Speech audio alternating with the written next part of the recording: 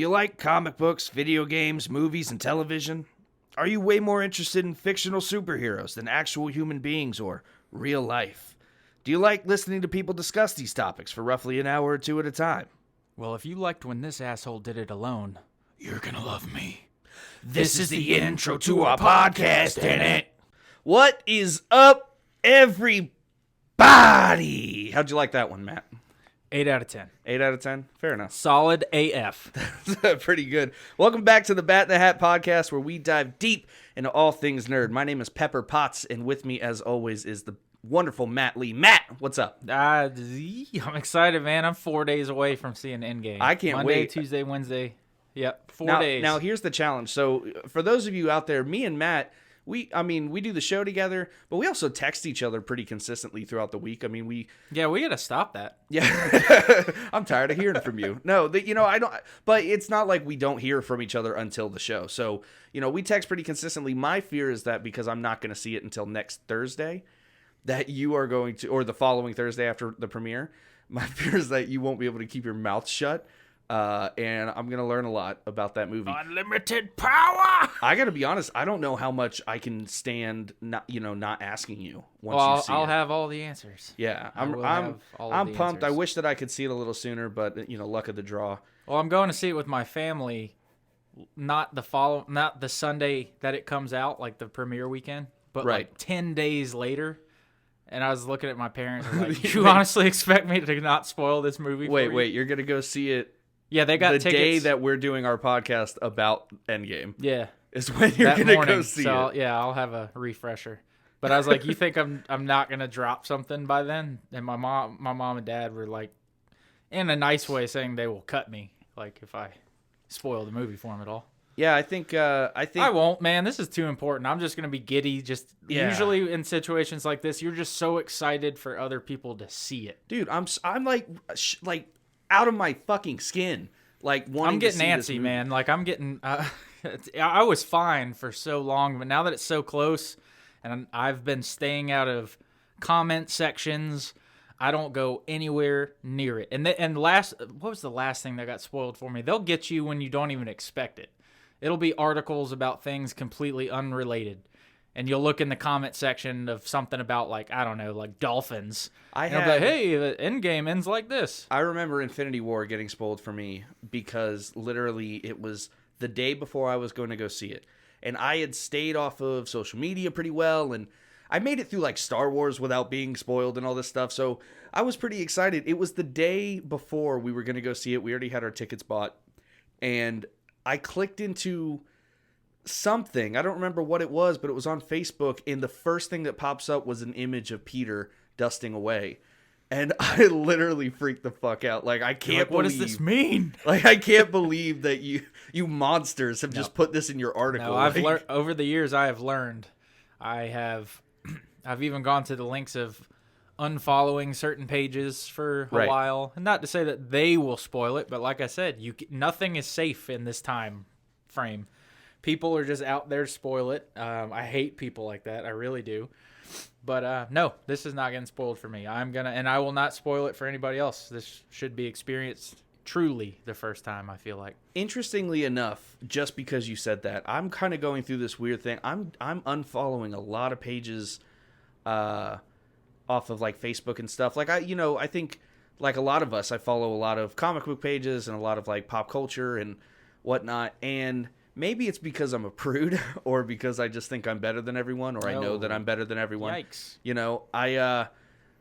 I'm reading these articles and I constantly am clicking into stuff, and I end it with thinking, wow, what a stupid opinion. And I will unfollow this page because I think, wow, that was a really shit opinion. And I do that in other areas other than comic book movies. Well, no, and stuff, exactly. But I know what you're saying. So like, it's like politics. It's like all of a sudden you're like, wow, I hate your opinion. I mean, it could be anything. You'd be like, oh, you like crunchy peanut butter? Well, fuck you. Unfollow them. I do like crunchy peanut butter, you fuck. All right, I'm leaving. Bye. Have you never had crunchy honey roasted peanut butter? It's fantastic. No, I'm not a. Are you just random? I don't know why I want to ask this, but are you a jelly guy, or like do you like preserves or like jam or stuff like that? I like neither. No? Or neither, whatever your preference is. But I used to eat PB&J when I was younger. Right. Fell off that wagon one day, and I've just never gone back. I'm an adult now. I can't remember the last meal I had that wasn't goddamn steak. I don't want to talk about peanut butter think jelly. of that damn old lady from Titanic. It's been 80 years. When's the last time you had jelly? It's been 80 years. Oh my god! All right, so today we're gonna get into the road to the MCU, and I'm pretty pumped. I should have my phone. This is the road to the Endgame. This is the road to the Endgame. Yep, not this the road is the to road the to the MCU. Endgame. We're gonna talk about the MCU. Talk about the road to the Endgame. Don't embarrass me. This is important. Don't embarrass me. No, I'm really excited because this is the one we were just talking about before we started recording. Both of us. This is the episode that we've done the least amount of like prep work for because we wanted it to be very much like we're just talking about these movies. There's 22 of them. Yeah. Or 23? 22. Yeah, full disclaimer, we're not going to give you like, hey, this character was introduced back in 1926 and his no, we're not giving you any of that shit. This is just two fanboys going at it and how much we like these movies. Now, I'll drop some knowledge on you to like get you ready for it in regards to like the Infinity Stones and all that if you need it. Yeah. But no, this is fun. This is not super. Yeah, I was very adamant about I wanted to keep this light and kind of like reading it as if we didn't know what we were talking about because I don't think we do know what we're talking about, and I can't wait to see your comments and your tweets about how we don't know what we're talking about. Yeah, we've gotten like a hell of a response in preparation for this episode. It seems like a lot of people are looking forward to this, and that just. I would have looked forward to this if it was just you and I and nobody listening, but that just gets me so fired up to see how many people are like in the same boat as us. They love this stuff just like we do, man. I think it's really cool because we made a post, both of us simultaneously made our thank you for 200 followers on our page, which again, small milestone, but still cool nonetheless. Big deal to us. Yeah, big deal. There's 200 people out there who are like, hey, your page is cool. And since that post, which was just like 2 days ago, I mean, we're almost to 300. I was just about to say, since that page 2 days or post 2 days ago, we're almost at 300. It's exciting. And look, we're not doing this to be like, hey, let's just get the most followers. Oh. No, we're doing this. We're doing it either way. This is just too much fun to not do. I mean...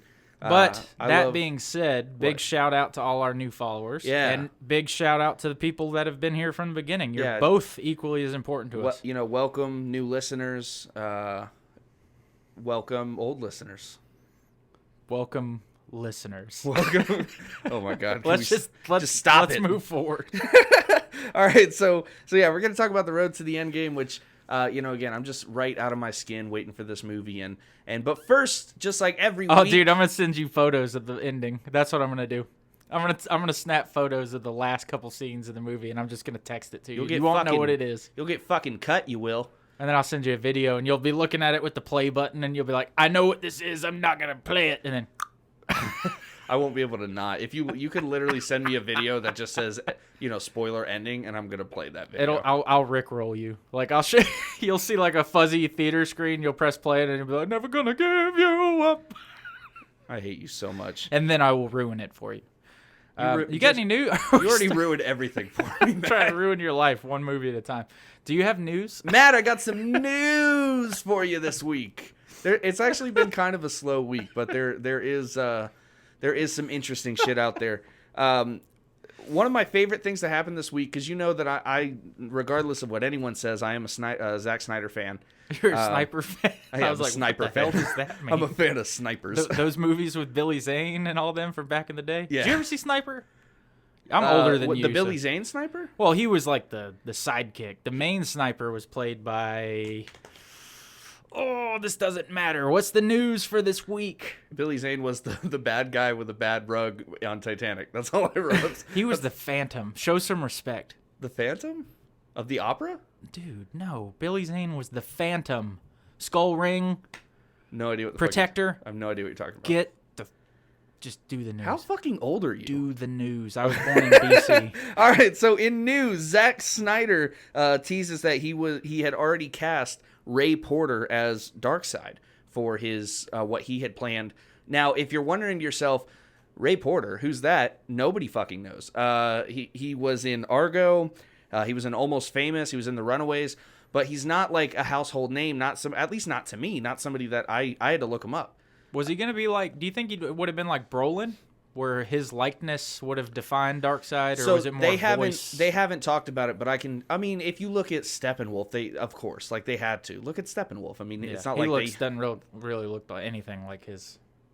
Well, I just mean in the fact that Steppenwolf was clearly CGI. I mean, it's not like they had a dude in a costume. So, yeah, I think that they would have done. I don't know if they would have had his likeness kind of as much as Brolin, but I think that we would have gotten a very good, because Brolin just happens to, the way they've done it, it makes a good Thanos. You know, it looks good. I think that they would have done whatever to just have a good looking Darkseid. Now we'll never know.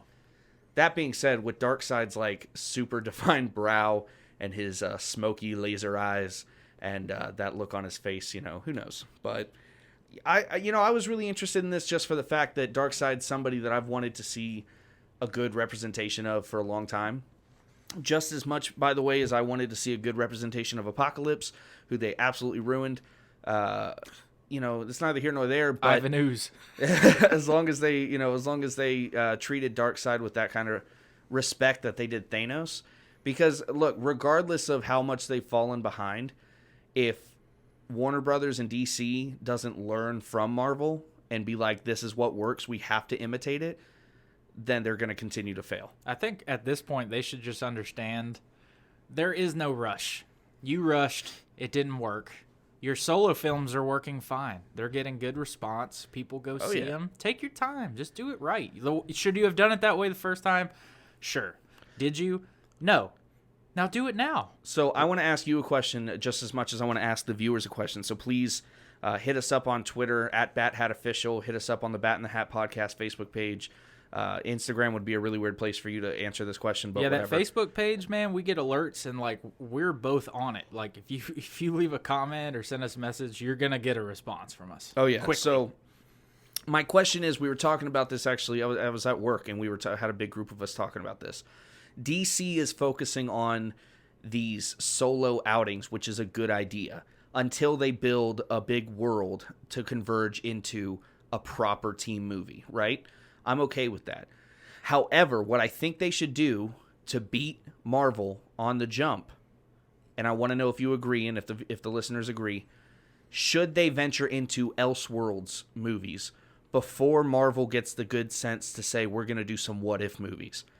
I thought that's what this Joker movie was starting. Well, yes and no, but I mean true Elseworlds movies where we're getting like, again, we were just talking about Kingdom Come. We did White Knight as our comic book reading club. Those are true Elseworlds where it's very different versions of these characters, and I think that those would make excellent movies. Here's what I think. Marvel could do it right now because they have established such credibility and such a following. They could. I am convinced they could purposely put out a garbage film, and it'll make $1 million or $1 billion. But DC can't. Well, they're so established that's where I disagree. Marvel is so established in their MCU that if they were to put out a random what if tale as a movie, like non-connected, kind of like so you're familiar with their comic line of what ifs. They've been doing it for yeah, they're doing a show decades, on the streaming service. Right, exactly. So they are doing that. So what if they made a movie? What if they made a movie? But if they did a movie that was like a what if, like one of my favorites was actually a recent one. It was what if Spider-Man became the Punisher, and Spider-Man basically, Spider-Man had a big spider skull on his chest. And did he have all of his powers? Yeah, he had all his powers, and he killed people. Oh, we're all dead. Yeah, it was dope. So if they were like, oh, let's make that a movie, and yeah, you know what, it does make a lot of sense as a TV show, for them, because I think they have so many great examples of the what ifs. But I think DC, because they don't have a defined universe right now, could absolutely take a story like Kingdom Come or White Knight or any of the many wonderful Elseworlds stories and make it a feature-length film standalone, and it would be successful. I feel like they just, as much as I wish they didn't, I feel like they'd really have to go out of their way to say, hey, this is separate. I think most of the general target audience is conditioned that all of these movies are connected because that's what Marvel has done from the beginning.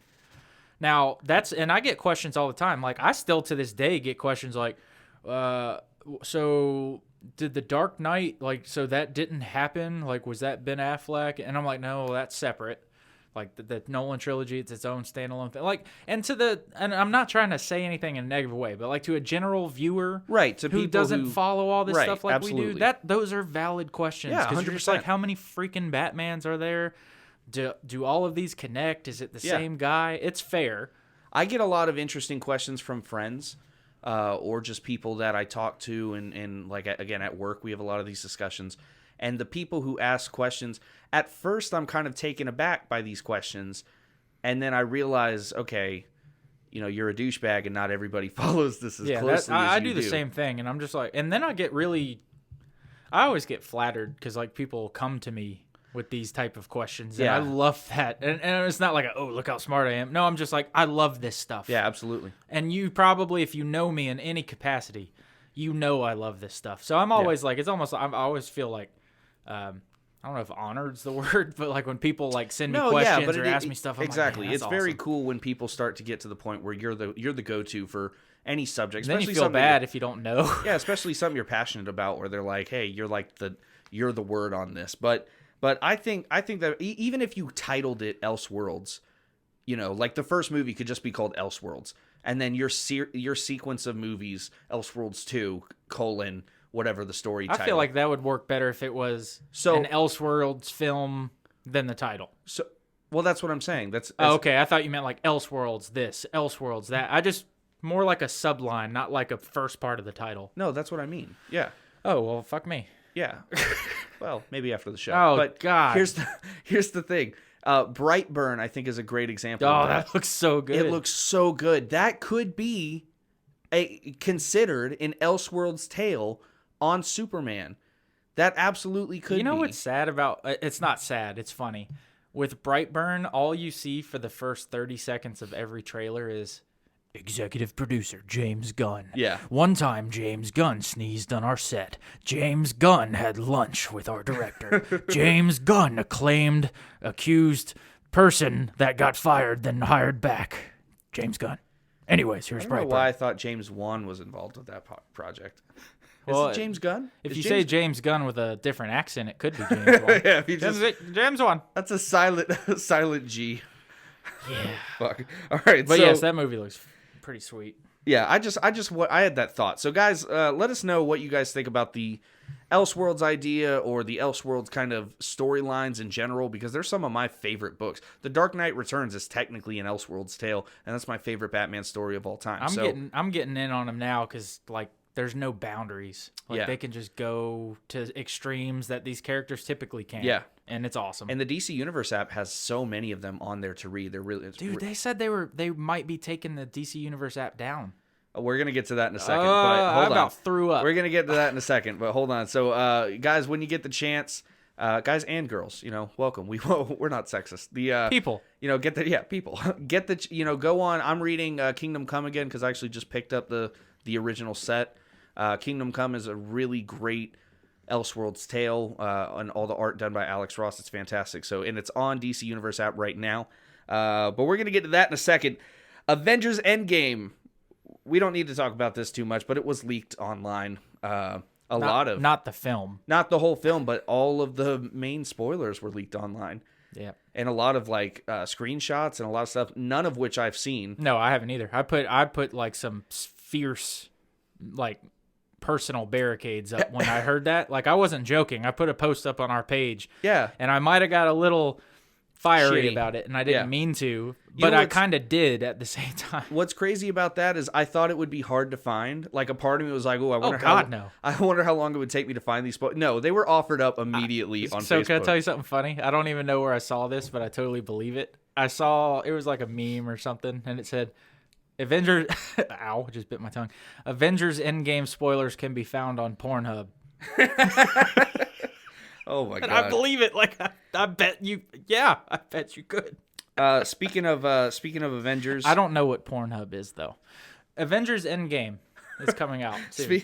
Speaking of Avengers, the Disney CEO Bob Iger says that the Fox merger was not just about Marvel. It says that he said that they wanted the entire Fox library to put on the DC Plus streaming app, and did you know that they're buying 70% stake in Hulu?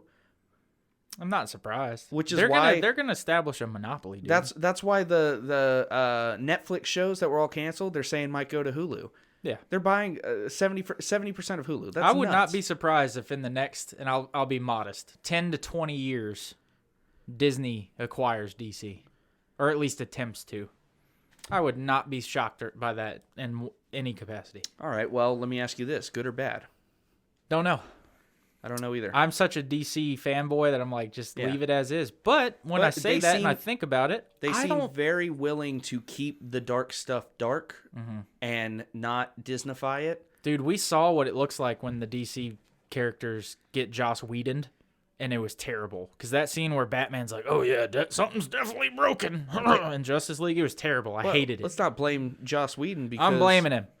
We also got The Avengers from Joss Whedon. It's a fantastic movie. Overrated. Well, okay, it wasn't that good. He just had the advantage of it's never been done before. So you shared something that was the first time I got to see that image, but we got our first look at Godspeed on The Flash. Yeah. And he looks pretty neat. He does. He kind of looks like the White Ranger. He does look like the White Ranger. Nobody will look as cool as Zoom, in my opinion, on that show. Agreed. That was so awesome. Just I don't know. I'm a classic Reverse Flash fan. he's my favorite Flash Eobard Thawne is a very cool, but Zoom did look very menacing. Yeah, their version, like this whole demon speedster. The fake Jay Garrick, whatever it was. I mean, and it was clever. Like, It was. It was a clever story. What I think was more clever is that not only did we get that fake Jay Garrick, and we were all excited because the name at the end we got the real Jay Garrick, and it fit so incredibly perfectly. So let me ask you a quick question. Ship, I was watching the Flashpoint movie the other night, right? And in the source material, Zoom and Reverse Flash are one and the same, aren't they? It's all Eobard Thawne. He's known as the Reverse Flash. He's known as Professor Zoom, but they call him Zoom or Professor Zoom. There's a lot of blurred lines there. Because is there a separate entity referred to as Zoom? Zoom that we got in that show, the black, creepy, demon-looking. I don't remember him from anything. Like, did they make that? I think that was made for. Now, Godspeed is right out of the comics. Yeah, no, that I get. And so I remember Savitar, Godspeed. Right? Yeah, Savitar as well came from some book that I don't remember. But if I'm not mistaken, Reverse Flash and Zoom are synonymous, and it's both Eobard Thawne. I just remember him being called Professor Zoom. That's all I remember. But because they refer to I'm not him a Flash as expert, the Reverse Flash, right? But his moniker is like Professor Zoom, right? Yeah, I'm definitely not a Flash expert, but I don't remember Zoom from the TV show being a thing. Well, kudos to the show writers then, because their version of Zoom, like making them two different characters and the way that they did it was sick. So I'll say that I'm really excited for Godspeed. It might make me pick the show back up. Like I'll finish out, because I am excited for Crisis on Infinite Earths now that we have Tom Welling is supposed to be. He was cast for you remember Tom Welling. Clark? Is he playing Clark? Well, so what the thought is, we just know that he's been cast for the Crisis on Infinite Earths event. That's cool. What we think is that they are going to, because it was a CW show, they are going to have him reprise his role as Superman from a different universe. Well, so does Oh Boy needs to do Lex then also. You know what's funny is that when that came out, Michael Rosenbaum, who played Lex Luthor on Smallville, he tweeted, "This is bullshit. Tom would have told me." And then it came out a little bit later that it was, in fact, true. That sounds like a joke. Well, I don't know. Isn't that kind of weird? Because I saw that sounds tweet. like him just trolling. I don't know. I saw that tweet and I was like, ooh. Yeah, because, they go together, in my opinion. If you get Tom to reprise his role, then Michael needs to come back. Well, not as only Lex. that, they do all the cons together. They're coming to MegaCon Well, together. I mean, if you think about it, though, if you think of Tom Welling, you immediately think of Michael as Lex. I do. Like, when I think of Smallville, those two were like the two best parts of that show. I will say I think Gene Hackman was incredible as Lex Luthor, in my opinion, because, again, I'm a big fan of those old Superman movies from the 70s. I think he was a good Lex Luthor. But I think Michael Rosenbaum is my favorite live interpretation of Lex that we've gotten. What, you don't like... I haven't seen it yet. You don't like... John Cryer? Oh, no. Oh, what are you talking about? I just always think of 2.5 Men. No, what Jesse Eisenberg? That's not your favorite? I forgot that was a thing. I thought you were about to say Kevin Spacey because of Superman Returns, and I'm like, we don't talk about that. Like, we don't. Although I will say, I won't say much, but his Lex Luthor actually did one of the dopest moves I've ever seen. And he shanked Superman in the back with a piece of kryptonite. Right. And he broke it off in his back. Oh, yeah. And I was like, that was badass. I don't care how bad this movie, because it was bad. I saw that movie in theaters. That's how old I am. You're asking how old I am. Well, I saw it in theaters too. I was 35 when I saw it. No, I'm just. But yeah, I was 11 when he shanks him in the back and then breaks it off. Yeah. And I'm like, that's just ruthless Lex. That's awesome. I hate to say it because nobody agrees with me. That is a super underrated movie in general. I think it's fairly rated. It's terrible. Really? You think it's awful? I think that the guy that played Cyclops from the original X-Men, what's his name? Madsen? Eric? James Marsden. James Marsden. Yeah, him. He played, his character was better than any of the other characters in that movie. Wasn't just he the boyfriend of... Yep. I was about to say, he was just Lois Lane's boyfriend. Yep, he was amazing. No, well, I'm a fan of Brandon Routh. I think that he... I liked him in Scott Pilgrim. I liked him... You know what? He was good in Scott Pilgrim, but I liked him mostly in Zack and Miri Make a Porno. Do you remember that Kevin Smith film? Brandon Routh's funny, dude. Yeah, he's very funny. Hell, I liked him in Arrow when he played Adam. Well, he still, plays Adam. Yeah, I gave up on the show. Yeah, but he's awesome. Yeah, I like him as that as well. I think that he did a good job. I think I don't think he got a fair shake. I think he would be a much bigger movie star today if that movie had blown up. Well, of course. But I think, you know what I mean? I think that set him on his career path that he's on now, which is why he hasn't done a lot of huge things, because that movie got panned. It's a movie I enjoy. I hate to sound like an SJW myself, but it's hard to watch a Kevin Spacey movie at all nowadays for me. But that's a movie that I hold dear in my heart. Just I had to bite my tongue. I know. Just because I oh no, opinions. I'm sorry. We don't talk about politics here, but that's not politics, dude. Well, we don't talk about that stuff on this podcast, but it's a movie that I still kind of hold dear. Maybe it's just because I remember seeing it in the theater, and as a kid, like I was like 11 or something. As a kid, seeing that scene where the machine guns, like the turrets, are shooting him as he's walking closer, and the bullet goes to his eyeball and crushes. To me, that was the coolest thing in the world. They did some very Superman stuff in that movie. And as much as I hate Lois Lane as a character, I loved who played her in that movie. Was it Rachel McAdams? No, not Rachel. I don't remember her name, to be honest, but I just remember having a big crush on her when I was a kid. I don't remember anything about that movie other than Lex shanking him, and that's it. So, interesting piece of news, Disney Plus, we got a couple looks at what the platform looks like, and it looks like the most Netflix ripoff of Netflix you've ever seen in your life. Disney can do whatever they want. It looks so crazy, and I'm not going to, whatever, I don't care, so I'm not, like, upset, like, how dare they? It's just crazy because it has the border at the top where you're seeing the previews, and then the same sections as you see on any, Netflix app now. How much different can you really be? They're all just going to be a series of lists. To me, that is a good example of somebody who is like, hey, this is a good idea that somebody already had that they cannot, what's the word? Privatize or they cannot trademark this. This. So I think don't break it if it's not fixed. Ex- That's backwards. If it's not fixed. Yeah, don't break it if it's not fixed. It. Actually, I like that better. Don't break it if it's not fixed. Fair enough. Yeah. It's already broken. Don't break it more. I gotta go. Let me see. So they already said they were not going to include the two movies they specifically said they will not include on the Disney Plus streaming app is Song of the South for very obvious reasons, and they were going to edit the original Dumbo. They're going to have Dumbo on there, but they're going to edit it to edit out the really racist crow scene. So fair enough. You got any thoughts on that? No, I mean that's what they want to do. That's fine. I think it's their stuff. They can do whatever they want to do. It makes sense to me. Yeah, I mean I get it. The Disney Universe app continues to add some bangers. I mean, it really is. As much as I still think it's not very user-friendly. Yeah, it sucks, dude. I'm starting to get what you were telling me. It sucks. Like, every time you click something and go back, you go 3 rows up and 1 over. And I'm like, why? So I download a lot of comics because I don't get good service at my job. Yeah. And when I'm on breaks, I read comics.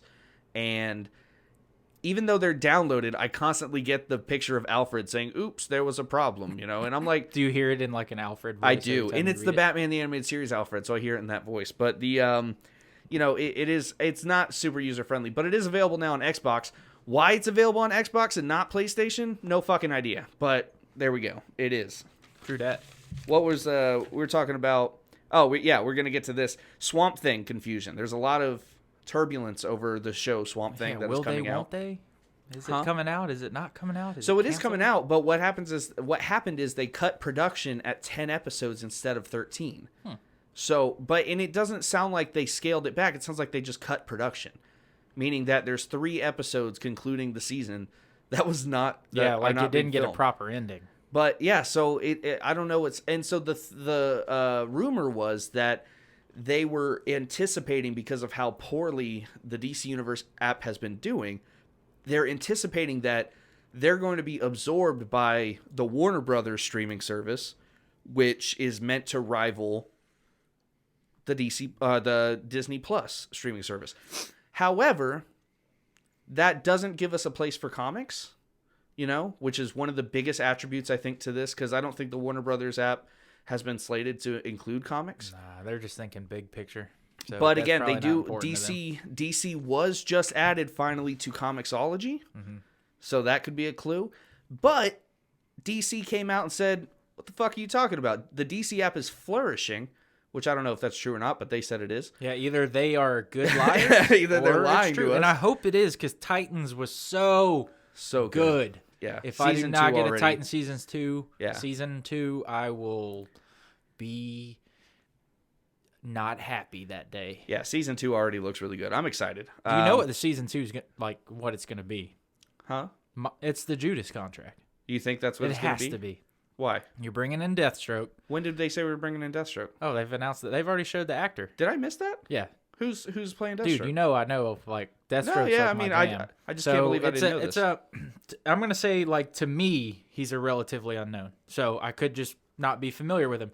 Before you say this, I stay on these comic book news sites 24/7 so I can write notes for this show and do this.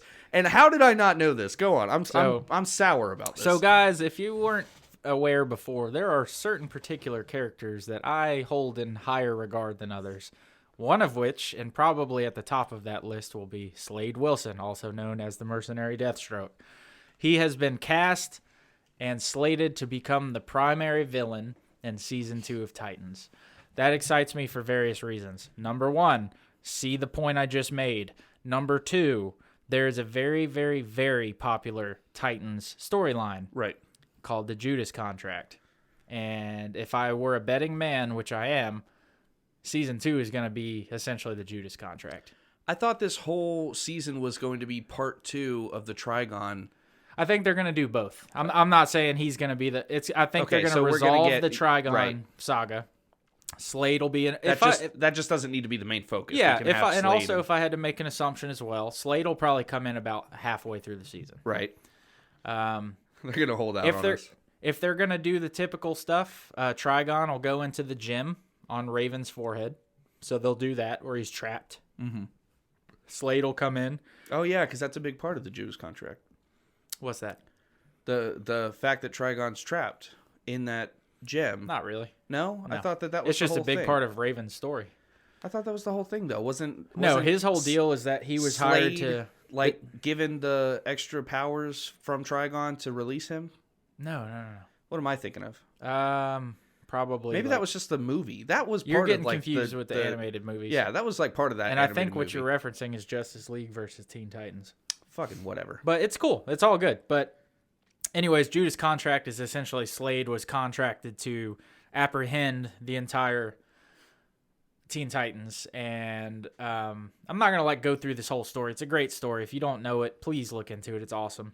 But you get a real look into his psyche because you realize that Slade is once I get a contract, I can't stop until it's completed. Yeah.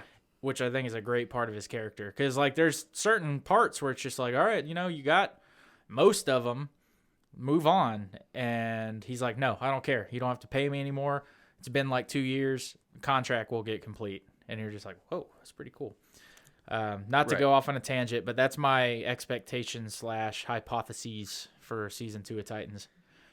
And Swamp Thing looked great, and they're still advertising the Harley Quinn show. Oh yeah, that's what we're talking about. Swamp Thing. Yeah, I'm a big because look guys, I'm big into Deathstroke as well, and we both share the love of Deathstroke and the Red Hood. He is definitely obsessed, kind of like I am with Batman, but holy shit.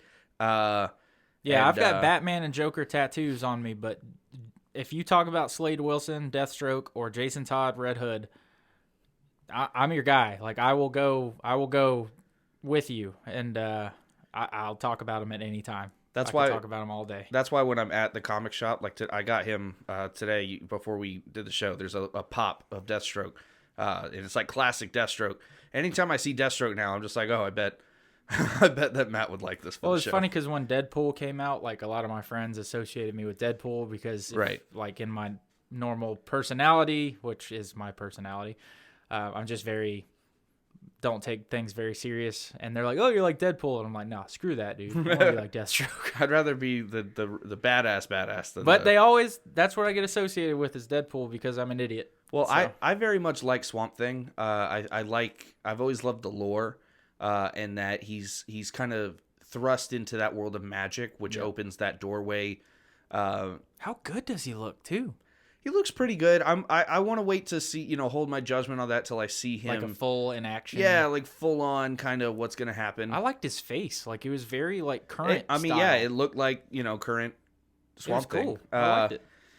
Which again, I think is pretty neat, but I want to see what happens. I think that anything that opens the door to more like Constantine and Justice League Dark kind of stuff, that's all I'm all in, I'm into it. But it's interesting because I want to see. I'm curious as to what's actually true about this streaming service stuff and like what's really going to happen with the future of these shows because they're good shows. They've got some gold in there, that's for sure. Because not only Titans but Doom Patrol's excellent. I'm more excited about the fact that we have a cast ready to go for next season. Superboy and Crypto. Yeah. And they're giving us, it feels like they're giving us so much good stuff for the next season that I can't wait to see what happens. I told you, Titans is my favorite DC thing out right now. And because it all fits together so well established, it doesn't feel like those other situations like they're giving us too much. No, it worked. They all puzzle piece together perfectly and because it's established in this world, Yep. But yeah, that's all the news that we got. You want to start talking about some of these movies? I do. I was going to say, this is like a thing I like to do now. I don't know why. At the time of this recording, it is Easter Sunday, April the 21st in the year of our Lord. And let's see, what do we got coming up? I like to say upcoming this week type thing. So tonight is Game of Thrones final season episode 2. Never will watch it.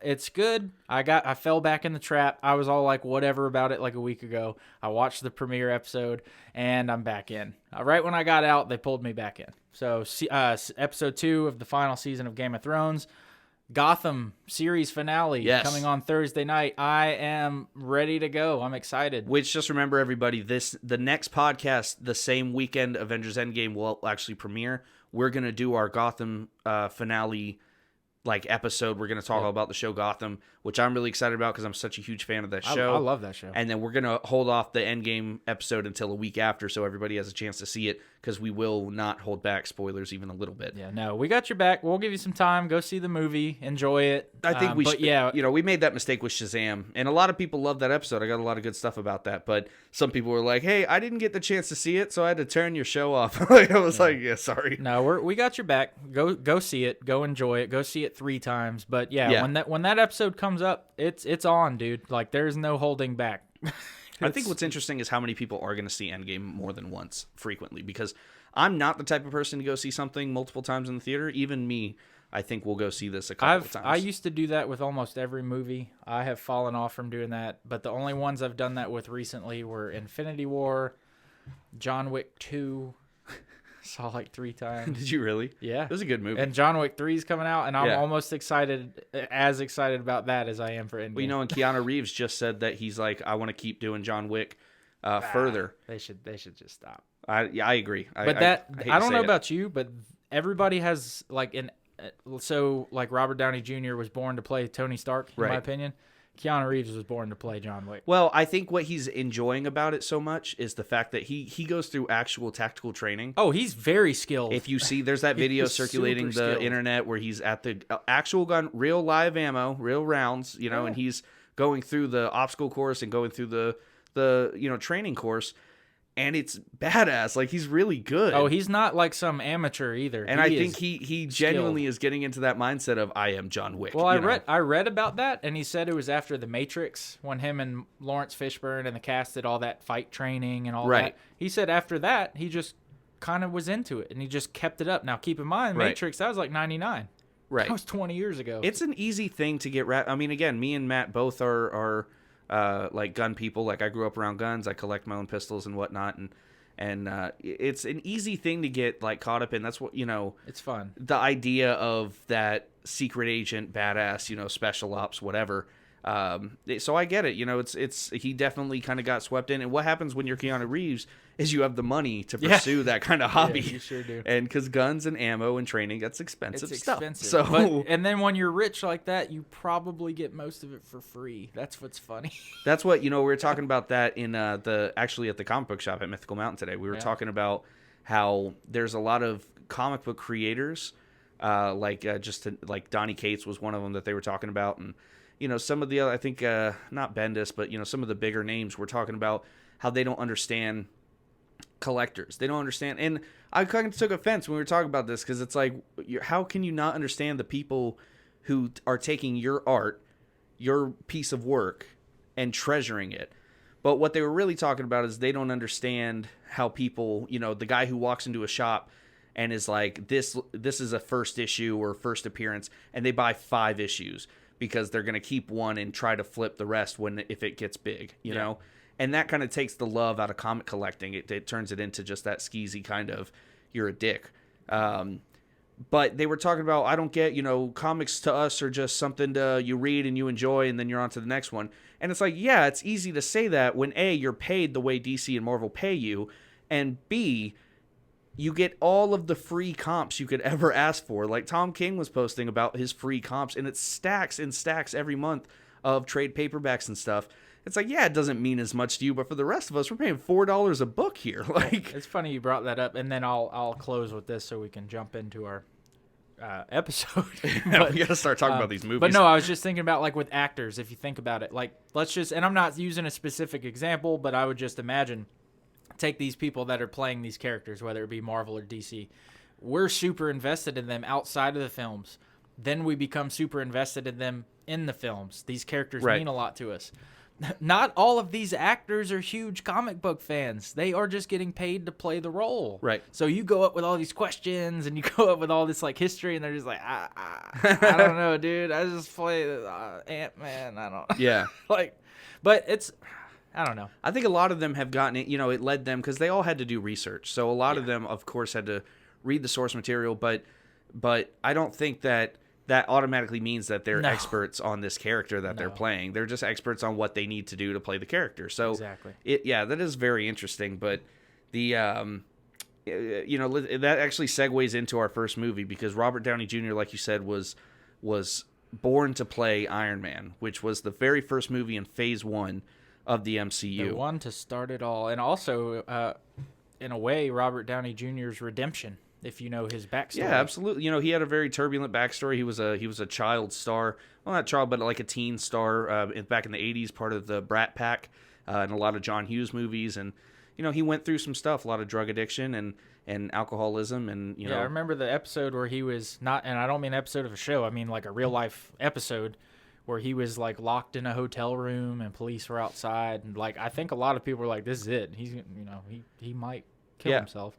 And he was just, and you could tell he's in a really, really dark place. Drugs, maybe some other issues, not for me to say. But, I mean, he's turning around night and day. No, I mean, this was the starting point, in my opinion. Disney gave him a chance. Addiction and depression are very real things. Yep. And I have no problem, even though we stay away from that stuff on the show, I have no problem saying that if you need something, if you need help, reach out, contact the suicide support hotline, contact whoever you need to. It's real. And luckily, Robert Downey Jr. was able to turn it around, and he became Iron Man. And I think, he's talked about, I don't think he likes to talk about it, but he No, talks about, I think at this point, yeah, it's past, but he has talked about how it just breathed so much new life into him. And he got the chance to play Sherlock. He got a lot of really cool roles out of this, reimagining. he actually said something I've always thought, like I just mentioned. I feel like Disney, A, either took a chance or B, just gave him the chance. And they said, you're the guy. We Right. know what you've been through, whatever. You're the guy. And he even said that. He's like, yeah, they gave me this opportunity. They gave me an amazing opportunity, and I capitalized on it. It wasn't Disney at the time. Or whomever. It was, just take your it was pick. purely just Marvel. Yeah, well, whomever. Marvel. You get what I'm saying, But, though. yeah, absolutely. Kevin Feige. I would have considered him a long shot. Just be like, I don't know no. what... Feige wasn't even the showrunner back then. I don't remember who was All I know doing is that, oh boy, Favreau directed it. Oh, it was Kevin Feige and Avi Arad. Yeah, Arad. and John Favreau was the director. Yeah, John Favreau was who I love. John Favreau, by the way. I think I've loved him ever since like he was on Friends, and ever since I remember just him and Paul Rudd in that I Love You Man movie. That was a really great. He's Did you ever just so see that? good. Was that movie 2 Christmases, 4 Christmases, something like that? Long story short, him and Garth Brooks play like professional wrestler, or not? What? Was it anyways, it's like him and a Garth country. Brooks? Yeah, it's like him and a country singer. Kenny Chesney. They play one of the family's like brothers who are big into UFC, Right. like professional wrestling. It's like one of the funniest things I've ever seen. But John Favreau, he's great, dude. He's awesome. Him and Tall. Oh, it's not Garth Brooks. It's the guy that's married to Faith Hill. The other really Tim McGraw. Tim McGraw. Tim McGraw. Yeah, he was the other brother. It was hilarious. Him and tall actor from in Swingers. You remember Swingers? Vince Vaughn. Vince Vaughn. Thank you. You remember that was such a weird movie. Yeah. But yeah, Iron Man. It's such a amazing movie. I think we all were awestruck. I remember when it came out. I was in middle school. I was like at the end of middle school, first year of high school, something like that. 2008 would have been middle school. I remember when it came out and me being like it can't be that good, because everybody was ranting and raving. Even as a kid, I was a cynic, but I kept thinking it can't be good. And I remember going to the theater and watching it. It was absolutely blown away. This was the first time with this CGI technology that we got to see Iron Man, Yeah. And the way they crafted the story was not only brilliant, but seeing him in action was like nothing I think we had ever seen before. No. Especially when you think of superheroes and the crappy superhero movies we got in the past. Except for the Tom Jane Punisher. That movie is a masterpiece. Yeah. Do you remember the old, was it like the 70s or 80s Captain America with the motorcycle helmet? Yeah. He had a big blue motorcycle helmet. Yeah. Awful. There was no MCU at this time. This one started it off. Yes. This was a literal game changer. This movie was so good. Holds up. This is easily my favorite, and I don't know if it's because it's first. I don't know if it's because of the movie itself, but I love it. I think what's more important is that they didn't have this. I don't care what they talk about, and 10 years in the making, whatever. They didn't have this grand vision of what it was going to be. There's no way you can plan ahead like that, especially at the time that it came out. They had an idea, and the idea was we want to build something like interconnected movies. But that's all they had. And so the fact that this was so good and nobody had any idea what it was going to turn into leads us to our next movie where we got our very first cameo. Super underrated. I don't care what anyone says. The Incredible Hulk. There was a cameo at the end of Iron Man. Well, yes, we did get Nick Fury, but I mean like the first cameo from another movie. Oh. Well, the last thing I was going to close on is they started right off the bat with the post-credit scene. Yes. They what, like you said, whether they had grand plans or not, that was a thing from the beginning. And again, I don't mean to sound like I know everything. They had an idea of what they wanted, but no, a lot of this feels very like we came up with this as we went. Well, they had I think they had a lot of contingencies. Like, this is what we want ultimately, but if not, here's how we're going to close it off wherever it stops, For example, the next movie. We got The Incredible Hulk, which was the next movie, which I don't care what anyone says. I fucking love that movie. It's a decent movie. I think the Abomination fight, him and the Abomination fight, is super cool and appealing to watch. I love Edward Norton. I don't care how big of a prick he is. I'm a big Ed Norton fan. Yeah. The way I think of this stuff in most regard is I don't hang out with these people over the weekend. I don't know them personally. Right. So, but I like what they do on Yeah, it's not film. my job to judge So, these actors. I don't care. I will say what's interesting that I just found out when reading into The Incredible Hulk. I was like, I wanted to know why he left. There's a lot of theories we won't get into, but it's never been truly stated. But we do know that there was a lot of him not necessarily being a diva, but he had a lot of control issues. He wanted like editing control and final like vision control. And apparently he did the same thing on American History X. You remember American History X? Amazing movie. Very good movie. I love it. One of my favorites. But apparently he locked himself in the editing room and locked the director out of the editing room and edited that final movie and said that either this is the movie or I'll crush it. Like it's this or we're done. You know what I mean? Like he took over the editing and the final approval for American History X. When you brought this up, all I could see is him like on the set of Incredible Hulk being like, I was in Fight Club. Did you not see Fight Club? Did you not see? I've touched... oh, fuck. What's the other guy's name? Brad Pitt. Brad Pitt. Thank you. Did you see his physique in that movie? Did you see the abs? He's so beautiful. All in all, I still thought it was a good movie. And so he's an asshat, huh? I didn't know that much about him. Apparently. Now, well, it's kind of reports on reports because it's very much for his work. He's so controlling because he wants the best product possible. But everybody what makes him think he's the one to determine that, though? Well, it's in a lot of his contracts that he won't go into certain projects without a certain level of, like, say-so, right? Mm-hmm. But everybody who talks about him personally say he's a wonderful... so again, I don't know these people.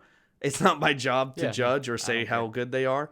They could all be assholes. I don't know. Like Tom Cruise seems like a whack job, but I love his movies. I feel like Tom Cruise seems so tamed compared to what we have nowadays. That I always think of him on Oprah jumping on the couch. Like he was jumping up and down and he came out with Scientology and everybody was like, that guy's crazy. And now compared to the people we deal with in the media today, he just seems like, leave him alone. I love Tom Cruise movies. He apparently Tom Cruise, not to get off topic, but he's like the most professional actor ever. They say he always shows up on time. He's not a diva. He does whatever he needs to get that scene done, and he's a pleasure to work with, apparently. I'm not sure anybody else has ever done as much of their own stunt work either as him. He is impressive. Like, he does everything. For sure. So. Which leads us to our next movie, which is Minority Report, the third movie Report in the MCU. Oh my God. No, Iron Man 2, came out after The Incredible Hulk, which I like. I thought it was a good movie. I was a big fan of Whiplash. Was that what they called him? Whiplash, played by Mickey Rourke. Yeah, Mickey Rourke. I was a big fan of that character. There was a couple things in it I didn't love. Like the bait and what happened to Rhodey? What happened? That was Terrence Howard last I saw him. What happened? Well, we won't get into it, but another case of he was an asshole. Well, that's crazy because I like Terrence Howard, and you knew, like, if you knew anything about Iron Man, you knew like who he was already by his name. And then at the end of Iron Man 1, when he sees the suit and he's like, next time, baby. Yeah. And you're like, sick. It's going to be War Machine. And then, like, here's Don Cheadle. And I'm like, yeah, but can you hate on Don Cheadle, though? Like, come on. I've tried so hard. Like, he just is so corny. And, like, War Machine to me is just not that. I don't know. It's fine. I don't know. There's always reasons they swap him out, but Don Cheadle, I think, is just a respected actor. I think that he was a good choice to at least replace him. Sure. Don Cheadle's been doing good. Iron Man 2 was fine. I love Sam Rockwell, and seeing him as Justin Hammer was like a really cool part. And I still think that one of the best scenes in all of the MCU so far was that the Stark Expo. I love when he walks on the stage and he does that total Tony Stark, where he's just like in the first one when he does the, what was the name of the missile? The Jericho. The Jericho. When they shoot the Jericho and he does the arm spread. I like when he does the arm spread. I love when he does that force stuff. literally pushes him forward a couple steps, and it's like, oh wow. And he does that at the Stark Expo with all the pyro. Like, I love when Tony when he Stark slams is down just like, in the Iron Man position, stands up and just walks out of the suit. Yes. When so Tony cool. Stark is playing Tony Stark. Yeah. So well, I will say about Iron Man 2, one of my favorite things about the worst TV show ever was the 90s Iron Man cartoon, and it was awful. But what was cool is he had this briefcase, right, that he could put on the ground, and stand like he would unfold the briefcase and it was his Iron Man suit. Oh, they totally did that in Iron Man. And they did that in Iron Man 2, and I was like, that is the coolest. Like, Iron Man 2 definitely felt more like a spectacle. Like you could tell they started gaining traction after the first movie, and it was just more. It was bigger, right? But they still, to me, Iron Man 2 is definitely not like in my top 10 or anything, but it's not a bad movie in any regard. No, it's not a bad movie. But like they kept the feel from the first one, in my opinion. And when we get to Iron Man 3, I'll tell you how much I freaking despise that movie. I agree. But I will say in Iron Man 2, I didn't realize until I watched it as like an adult, like older, that Elon Musk is in it. Like, oh, is he? Like in that scene in the penthouse when they're at the racetrack. Yeah. You know, from the box, and like he's talking to Justin Hammer. Yeah. And Elon Musk is like, I'd love to talk to Tony, and she's like, I'll pencil you in or whatever. And I was like, yo, that was Elon Musk. Did you hear about the rumor they were passing around? Like it's at the Stark Expo when all hell breaks loose, and then one of the military drones it's confirmed. Targets. I already know what you're talking about. That's been confirmed. They're saying that's Peter Parker. That is confirmed, Peter Parker. That's what Kevin Feige said. That's totally just made up, though. It's completely made up. And Kevin Feige was like, oh, that's cool. Yeah, that's Peter Parker. Unless in Endgame somehow they reference that, but they won't. But that's just made up. I think it was made up, but I will say it was a very cool. So think about it, because he was wearing an Iron Man mask. Was he wearing an Iron Man mask? Yeah, he's wearing a little Iron Man mask. He was wearing a little Iron Man mask. You know, it's just, regardless of whether it is stupid or not, the timeline kind of makes sense. And Kevin Feige was like, that is the cutest thing the internet's ever brought up. Yeah, canon, officially. That's legit. So, yeah, I like so it. Made it up. was Peter. So the next movie was Thor. This hot pile of garbage. I love Thor. Fuck you. I don't understand how you didn't like the first movie. Real quick, I've seen all of these in theater, all of these films, except for Guardians of the Galaxy 1. I was just thinking about that because I keep thinking of when I saw these in the theater, and I've seen all of them except for Guardians of the Galaxy 1. I don't know which one. I've seen probably all of them except for the Ant-Man 2 or Ant-Man 1 and 2. I don't think I saw in theaters. I do remember seeing Thor, so go ahead, take it away. Yeah, Thor. He had the weird blonde eyebrows, and, you know, he was just ready for a fight. I thought we had great casting in all the way around. Women did not know what they were getting into with Chris Hemsworth just yet in that movie. Natalie Portman is fantastic in everything she does. Kat Dennings was very funny. Oh, yeah, she was. Meow meow. When he says Mjolnir and she goes meow meow. Yeah, the German guy who's the father of the Skarsgård. Yeah, Skarsgård brothers. Yep. That's their dad, and I never noticed that. What a talented family, right? Talented family of actors. Lord. And he was fantastic. I'm honestly annoyed that he's not in more of the current ones. I think he would be a great character if kept around. I do feel like in Endgame they're going to bring everybody back that even has Kat ever Dennings. had. Yeah, like, you know what I mean? Like, I feel like they were like, dude, this is it. Like, get everyone. Call everyone. Yeah. That character is alive, of course. I like Thor. I mean, I didn't think I don't have anything to say about it though. That's the thing. It was just that kind of movie. Cameo in that one, Hawkeye. He was up in the. Yep, that was Hawkeye cool because a was, lot of people, you know, who had a Hawkeye of their own caught that reference and they're like, oh damn, that's I didn't Hawkeye. even know as a kid seeing it. I didn't realize what it was until Avengers came out. Yeah, but we did get right after, which I hated this the first time I saw it. But is now one of my favorite movies, is Captain America: The First Avenger. Yeah, I hated it too. Do you still hate it though? No, because I regard it for its importance for this overall saga. Yes, it is very important. I will just say that as an adult now that I'm almost 25 next month. I turn 25. Oh wow! I'm almost 25. You turn like 62 next, a couple months from now. But I think it's 31. What was I saying? Oh, going back and watching this movie has such a great feel to it. You know how Iron Man had its own original feel? Mm-hmm. You remember back when the movies didn't just have the MCU feel? Now they all just feel like the MCU. Yeah, like but same Iron Man had jokes. its own classic feel. Yep. So did Captain America: The First Avenger. Yeah, it kind of felt very.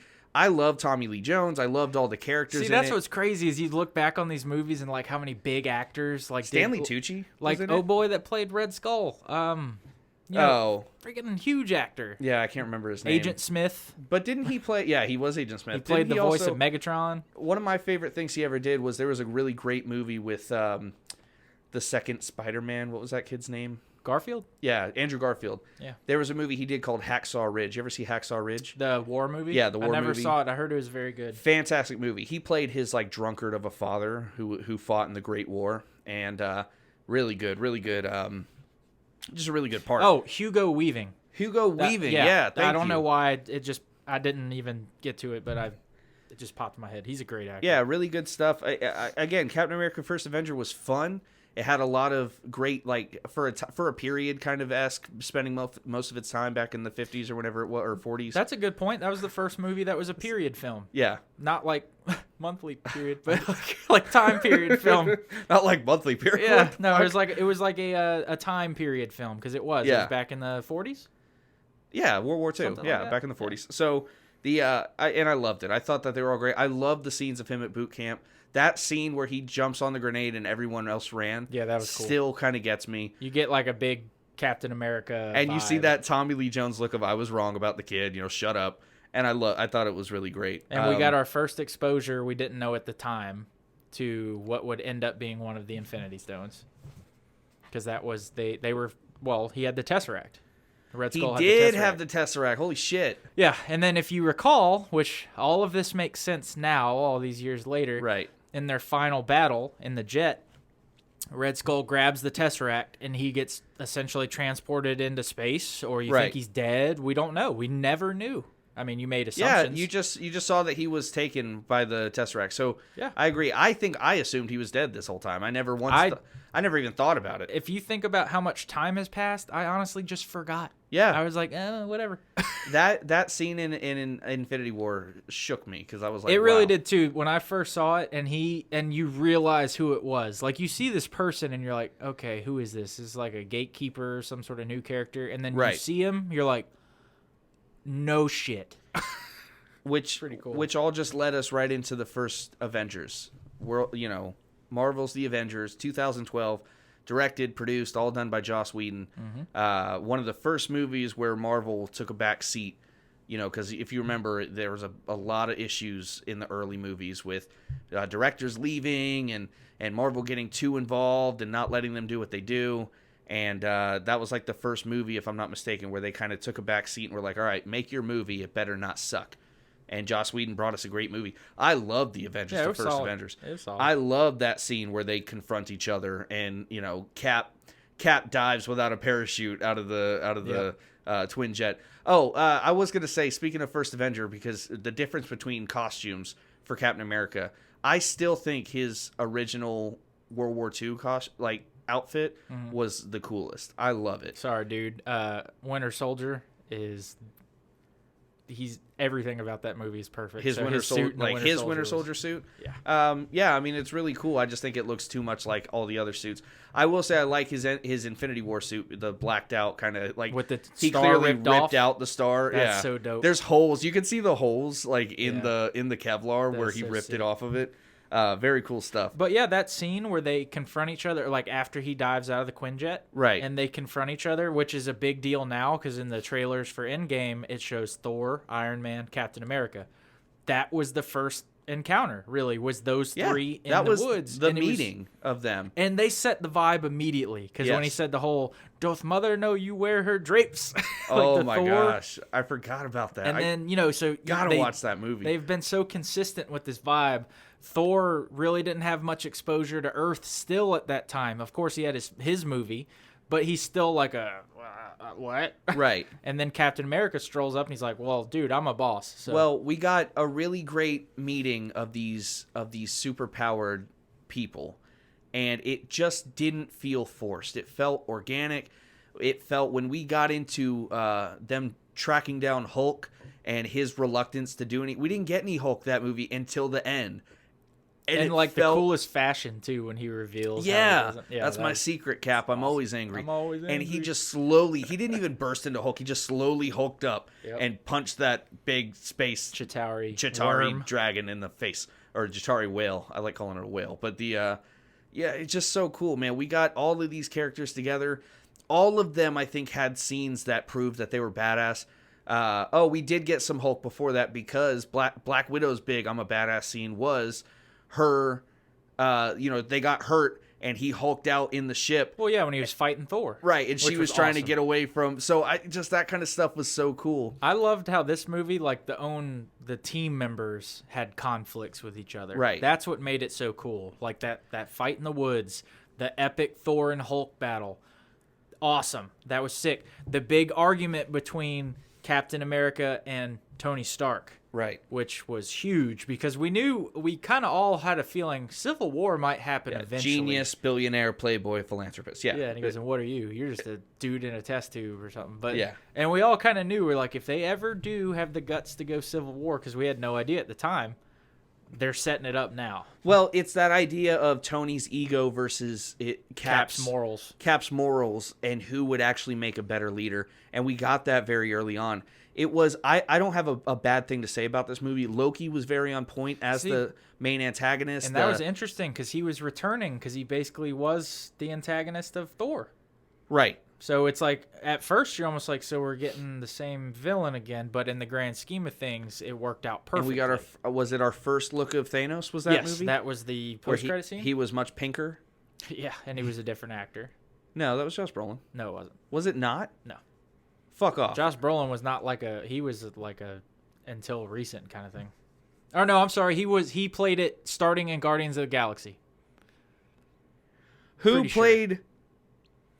Hold on. The supervillain Thanos appears in a mid-credit scene portrayed by Damien Portier. What? Yeah, it's a different guy. You can tell he looks completely different. Oh, I don't know, man. I think they thought that guy would play him, but that went right over my head. I had no idea. I know Brolin does Thanos in Guardians of the Galaxy when you see him briefly in his little throne, and I think from there on it's Brolin. That's crazy.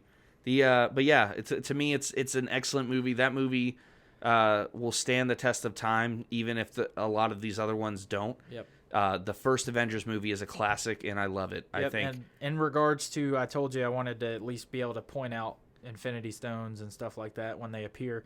Right. So we saw the Tesseract in Captain America. We see the Tesseract again in this film. That's like the power source. We get the first exposure to the grand plan because, again, if you're not super versed in the source material, you're like, what the hell is the Chitauri? Who they're implying that somebody sent them, right. And you're like, who is this? So that's where you get your first, like, what's really going on here? But we find out later there was actually 2 Infinity Stones in that movie, but we didn't know at the time. Well, more on that later. Yeah, it's gosh, I don't know. That one was a good one. I don't want to get hung up on it, but I just love that movie. I really want to watch it. That's what I'm excited about for the DC. I keep seeing DC, the Disney Plus streaming app, because they say we will have access to all of these movies on that. Oh, I have no qualms about it. The day it drops, I am subscribed. Oh yeah, $6.99 a month. I'm gonna be watching The Mandalorian, like the whole thing, the day that it comes out. Look, that looks great too, by the way. And I can't wait to see Winter Soldier and Falcon. I can't wait any of those movies. That's just gonna be a buddy cop or shows. Any of those shows, yeah. I think that is the one I'm most excited about. I do like the idea of the Loki show as well. Yeah. And I don't know what they're gonna do with the whole Scarlet Witch vision. I hope it's not like a romance thing. I don't know what it's going to be about. They're going to really throw us because we're all assuming they all live because they're all in their shows. Yeah, and then we're going to find out later some of these are prequels or something. And you'll be like, oh my God, they died. I wonder if they're going to continue Agents of S.H.I.E.L.D. I hope not. I did not like that show at all. I heard that it... Now, I stopped after season 2, but I heard... And it was a good... I still enjoyed it, but I heard it's really come into a great show. People have been saying it's amazing now.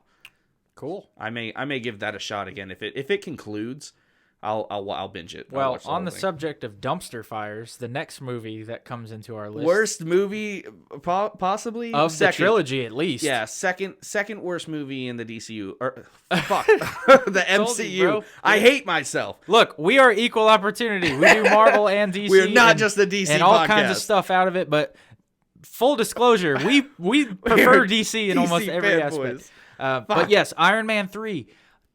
God, awful. And let me tell you, it was directed by Shane Black. Of course, it was awful. Well, let me tell. Hey, easy with that shit. What did he make that was good? He's done some good stuff. Did you see the new Predators or the new Predator? Whatever. I liked it. I'm a huge Predator. I liked it, but it was not a good movie. It was corny as hell. It was a terrible movie. It was enjoyable. It just wasn't a Predator movie in that regard. Anyways, I'm gonna Iron Man let 3. Matt do the rest of this one because he hates this movie. Here's what pissed me off to no end. The promos, the trailers, and the build-up were so good. They crafted the perfect lie to show you what this movie was not. I mean, everything about it, I was pumped. They show you this feeling of dread, like the Mandarin's coming. And even if you don't know who these characters are, you get the vibe from the trailers. You're like, this dude is a badass, and he's about to just mess some shit up. They give you that sense of dread. They always showed you that scene where Tony's in the snow, like his suit's busted, and what am I going to do? My main qualms about this is they took one of my favorite actors and essentially made his character just terrible. Guy Pearce. I love Guy Pearce. I hated the bait and switch with the Mandarin. I really did. I tried to not hate it because it was clever. I will give him that. When I first saw it, and then he says, "Oh, my name's Trevor. I'm an actor," and I'm like, "You're joking." However, can I just play devil's advocate? Go ahead. It wasn't even a deleted scene. It was the short thing. It was a short where he's really the Mandarin. They say it's canon. Yeah, all hail the king. The real Mandarin is out there waiting. Yeah, he is. The 10 Rings is a real thing. Yep. You know, and that gave me hope because what a fucking cool villain. Yeah, that's not what we got in Iron Man. The Mandarin and Fing Fang Foom, the dragon. Puff the Magic Dragon. They were really neat, villains. Especially they were the good part about like that old 90s show.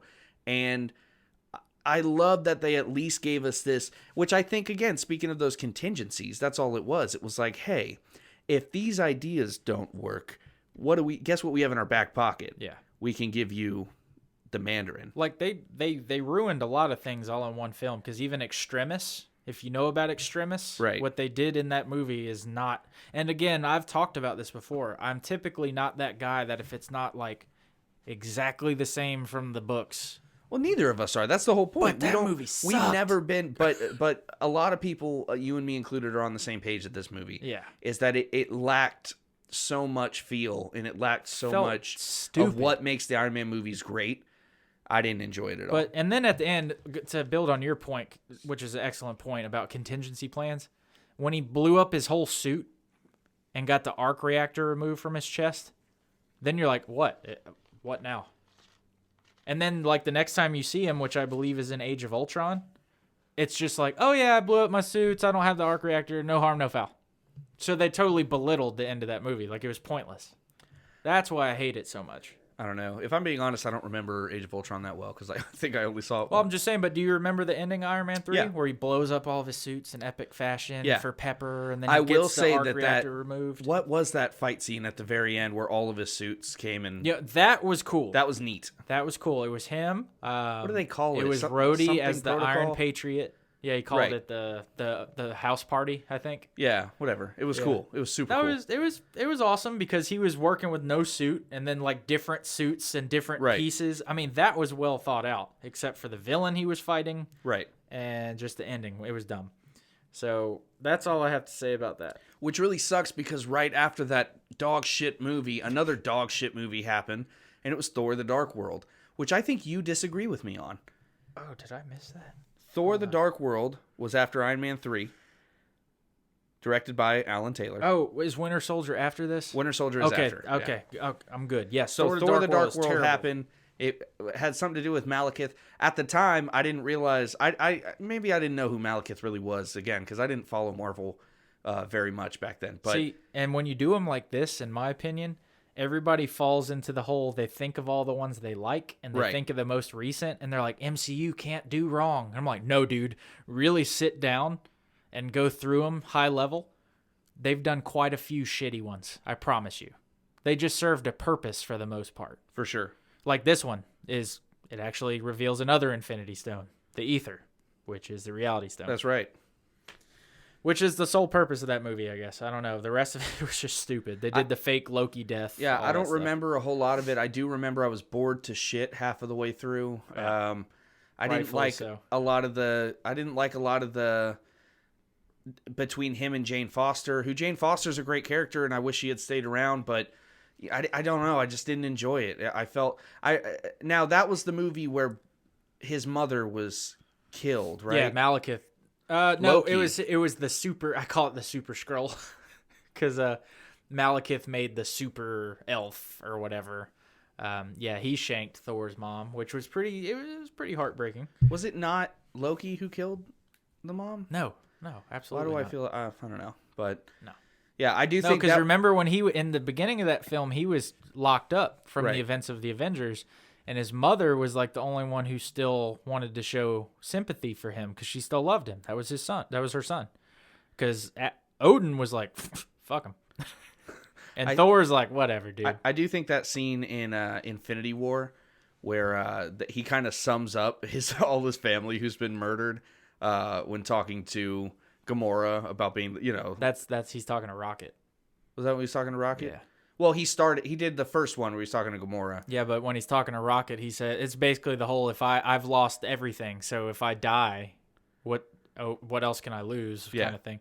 And I'll be honest with you, if that scene is about 10 seconds longer, I'm crying every time. Yeah. Because Hemsworth killed it in that scene, dude. He's doing that whole my face doesn't change, but tears are flowing, like what really good actors do.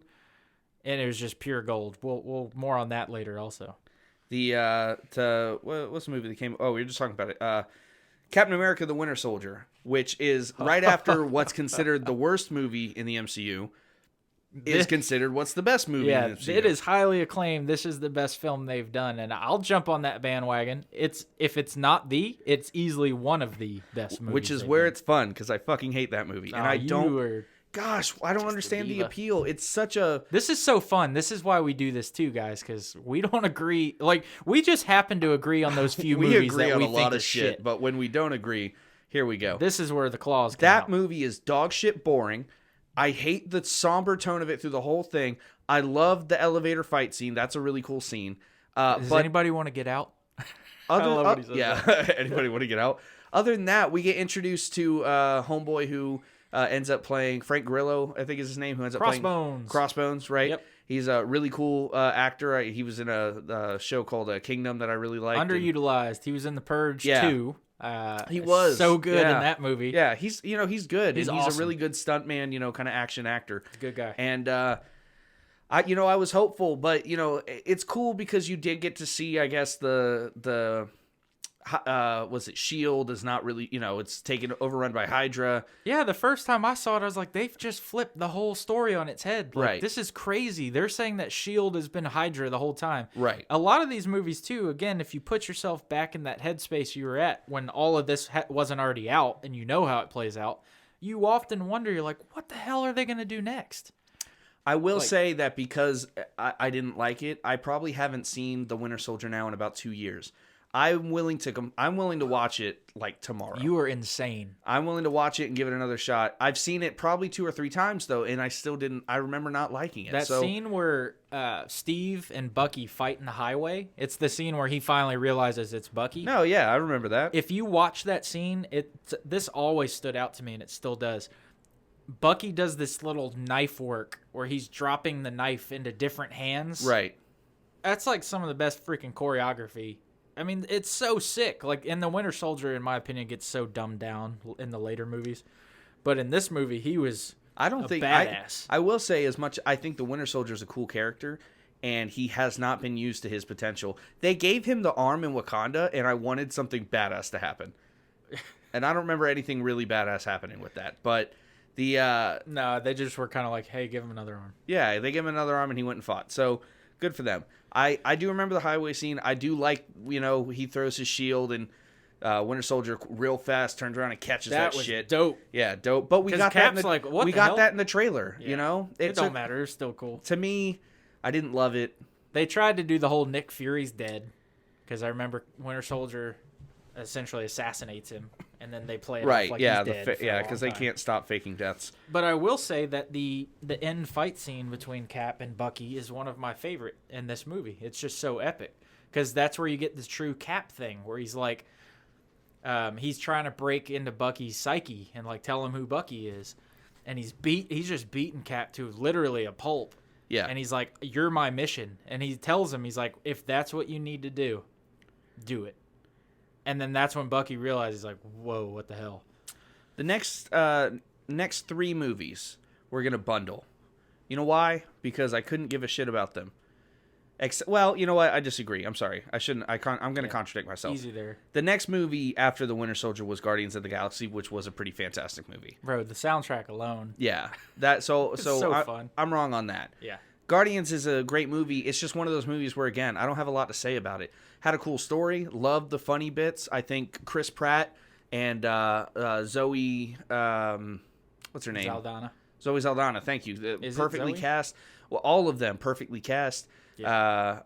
Drax is such a great character. We got Bradley Groot Cooper is a lot awesome. of fun, you know, and we got Rocket Raccoon. So they're really great characters. This movie was the first where they really dove into, let's tell you some lore about the Infinity Stones. Yeah, for sure, with the Collector. Yep. I just, as a movie as a whole, I very much enjoyed it. It's just not a movie I have a lot to say about. Yeah, first time you see Thanos in like a non-post-credit scene. He was in that movie. Yeah.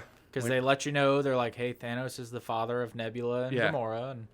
And you get like, I love his one scene because Ronan comes up there acting like a badass, snaps Thanos' little priest neck or whatever, and Thanos is basically like, try it, boy. And it is very Josh Brolin because he's just like, I'll bathe the Starways in your blood is what he tells him. I'm like, damn. Yeah. That was a really cool scene. I will sick. agree. I like, and again, I love John C. Reilly, and we got Glenn Close, and they were, again, part of the Nova Corps and all that good stuff, but... yeah, no Nova, but Nova Corps. No Nova. So they dangled that in front of us. Oh, and you know what? We did get... That was the first one, right? Where we got, like the tease of Adam Warlock. No, that was the second one. Was that the second one? With Yep. the gold people? Yeah. Was that the second one? Yes. Okay, never mind. Which is another dumpster fire, but we'll get to that eventually. Totally disagree. I like that movie. Of course you would. Avengers Age of Ultron came out after May 1st in 2015. Another Joss Whedon, because they were like, hey, Joss, you did so good on the first one, we're going to give you the second one. And then he was like, all right. Who the hell are you being right now? Huh? I don't know. I felt the accent come to me, and then I was like, boom. Here we are. Feel it. Get the fuck out of this room. gotta put it here. Terrible. Talking to Joss Whedon. So, anyways, we're gonna move on to our next film. Nobody talks to Joss Whedon in an American And accent. the That's what you need to dingo ate your understand. baby with a boomerang. Maybe the dingo ate your baby. Oh, I tried to go British, and I am doing a hybrid of Australian. British Australian. But you know, Avengers. They were like, you know, hey, you can do it again, and then he was like, no, I'm gonna shit all over this. Fuck you. And he made a terrible movie. It really did get that whole like, yeah, the first one people loved it and it was great. Just do it again, and it sucked, but again served its purpose in the grand scheme of things. It served its purpose, and we got. I'm upset that Quicksilver was killed off. I still think Quicksilver should have been kept around. I don't care. He was a cool character. It did not add any. I don't care what anyone says. That did not actually add any motivation to Scarlet Witch or add anything truly. It hasn't come up ever since. Yeah, you notice that? it did not Never add come up anything that we shouldn't have kept Quicksilver, who was a really neat character. Yeah, and even his death solidified how cool he was if you didn't already think so. Because when he saves Hawkeye, and he barely knows him, and then he says that line back to him. He goes, "Oh, you didn't see that coming?" And I was like, this dude is the star of this movie. Yeah. He is amazing. And I love when he runs past Thor's hammer and he looks back and he grabs it and it sends him flying. Oh my gosh. that so whole cool. sequence was cool. And you know, again, there were some cool parts. We got to meet that one pirate villain kind of guy. Oh, the one that they completely just were like, let's just kill him in Black Panther, which I was about to sucks. say they killed him in Black Panther. Because he could have been one of the best villains. Andy Serkis, anything thank that he you. is in is so good. Yeah, when Andy they Serkis just is great. tossed him to the side, we'll get to Black Panther later. I'll save it for then. But Age of Ultron, to me, they needed an excuse to introduce Vision. Yeah, but you know what was weird is that Ultron didn't look like Ultron, but his Ultron bots looked like Ultron. Yeah, that's true. His little minions look just like classic Ultron. And you know what's crazy He did is not. I love James Spader. The guy Yeah, that voices I Ultron. fucking love James Spader. And It's just, I was so excited when they said it was him, and I was like, oh, this is going to be sick. And then I feel like they gave him just not the greatest of dialogue. I mean, it's not terrible, but it just wasn't It wasn't great. I love that we have like the most half-assed opinions on these movies. I mean, it's like everything we're saying is just like, and there's little bits of goodness in this movie. You have to really look for it. But like when Vision comes around and he just easily grabs Mjolnir, that was cool. I think that was pretty neat. I think respectively, there's a lot of good in that movie. That's why I'm saying like it serves its purpose. Just as a whole, not a good movie, and that's fine. We're fine. It's fine. I'm okay. Yeah. And then Ant-Man. The first Ant-Man was classic, I think. It was a very funny. We got introduced to his friends. Oh, let me guess, you loved it. Yeah, I did love the first Ant-Man. This was the one I hated almost the most. Did you hate this more than the second one? Just be out of your fucking mind. But let me add something here. So we went and saw Ant-Man premiere night, and I just walked out like, God, that sucked. Like, what was the point of even doing this? I watched it like 2 times years later, and I realized I might have been a little harsh. It was pretty good. So I didn't see this in theaters because I saw the commercials and I was like, oh, this is not worth going to see in theaters. I was like, wow, this is going to be a big, like a funny movie that's just part of like that world. But, whatever. I didn't see a need to see it in theaters. And I put it off for so long. I don't think I actually saw Ant-Man until after... Like the following 4 movies came out. Well, I don't think I saw Ant-Man until definitely after Civil War. Yeah. So... Now, Ant-Man, I will say one thing that's cool is the opening of the movie. It shows Howard Stark interacting with Hank Pym. Right. And they show you, and that's so cool because Howard Stark was like in all this shit. Like if you go back, like it's not just, like Tony, we all know is a badass. Yeah. His dad was a badass too. And they show you that because he interacted with Cap. He was there for all that. Mm-hmm. But at the beginning of Ant-Man, I love this. That actor that we got for young Howard Stark. He's funny. That was weird. That just didn't fit, though. You know what I mean? Well, it was okay. The guy that they get for older Howard Stark is pretty good. Oh, yeah. But I love this, and I think it's going to show relevance here in Endgame because everybody has the whole, what do they call it, Thanos, that Ant-Man's going to jump in Thanos' booty hole to kill him. Anyways, what I'm getting at is Howard Stark's like, yo, give the Pym tech to S.H.I.E.L.D., the shrinking technology. And he's like, no, dude. He's like, you might have like metal suits and stuff. This will change the world. Like this could end the world in the wrong hands. And he's like, and I know you S.H.I.E.L.D. people. I don't trust you. And that's when you really do. You get like damn, like this stuff is crazy. Especially later in the franchise when he starts going in reverse and he's Giant Man, Ant-Man. It is. Pym tech is wild. But I just thought that was cool. Like it was a whole, hey, they tried to get him to do S.H.I.E.L.D. And he's like, nah, screw off. Yeah, I just thought that Ant-Man was a well-paced movie. I thought that for a movie that didn't have a lot of bearing on the rest of the movies, it was just fun. It was a good kind of break. Genuinely funny. I thought that a lot of the jokes landed perfectly. I thought even like seeing T.I. in his weird little role, that was just so fun. Yeah, like his little entourage with Michael Pena and T.I. and that creepy dude from The Dark Knight. Yeah. Oh, gosh, he is so like creepy in everything he does. But, even Michael Pena at the end doing the, like, and so this person said this, and, it's showing how Falcon was looking for. Oh, that was great. Yeah. By the way, and that whole scene where they got to fight a little bit, that was cool, so. And then Falcon's like, I don't remember that. Yeah. The, really great stuff. So I enjoyed the movie. It just wasn't anything that I felt had a lot of bearing on anything at the time. I'll tell you the one saving grace is at the end when Michael Pena is doing another thing. He says, yeah, and there's this guy in New York that climbs on walls, and it was so fast. And you're like, did he really? Yeah. And then that was when they were still up in the air, and people were like, he's talking about Spider-Man, dude. or he's talking about Slipknot from Suicide Squad, right. Who got his head Let's blown not off. Go there. Yeah. But yeah, like his little, and ironically, if I'm not mistaken, Civil War came out next. And then we see that Spider-Man did, in fact, because I remember that was a big Willy Wonky before the movie came out. They did a good job keeping that under wraps, at least in my opinion. Again, I tried to stray away from spoilers, so it could have been common knowledge for all I know. But yeah, so we had Captain America: Civil War came out, and dope. My favorite, maybe. Dope. Might be my so favorite. Good. I almost like this more than Infinity War. No, so I will say Infinity War is my favorite. Infinity War has a grander scope.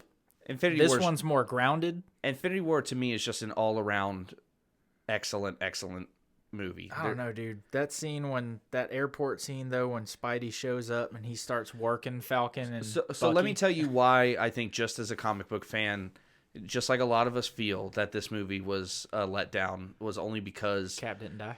No, but if you read the Marvel Civil War that came out years earlier, the comic series, it was so much bigger and so crazy. Oh yeah, and everybody was involved. Yeah, the battle was hundreds of superheroes. Guys, if you're not familiar with the source material, imagine every Marvel Yes. character you can think of. X-Men, Fantastic Four, Everything. they were all in this. This was a huge those event. Accords to register was a much bigger deal, and it came, instead of it being from the Sokovia incident with Age of Ultron, it came from a young group of X-Men-esque mutants. Yeah, a much smaller event in retrospect. Right, who were fighting in a suburban area, and one of their powers was nuclear, and he exploded a whole town. Yeah.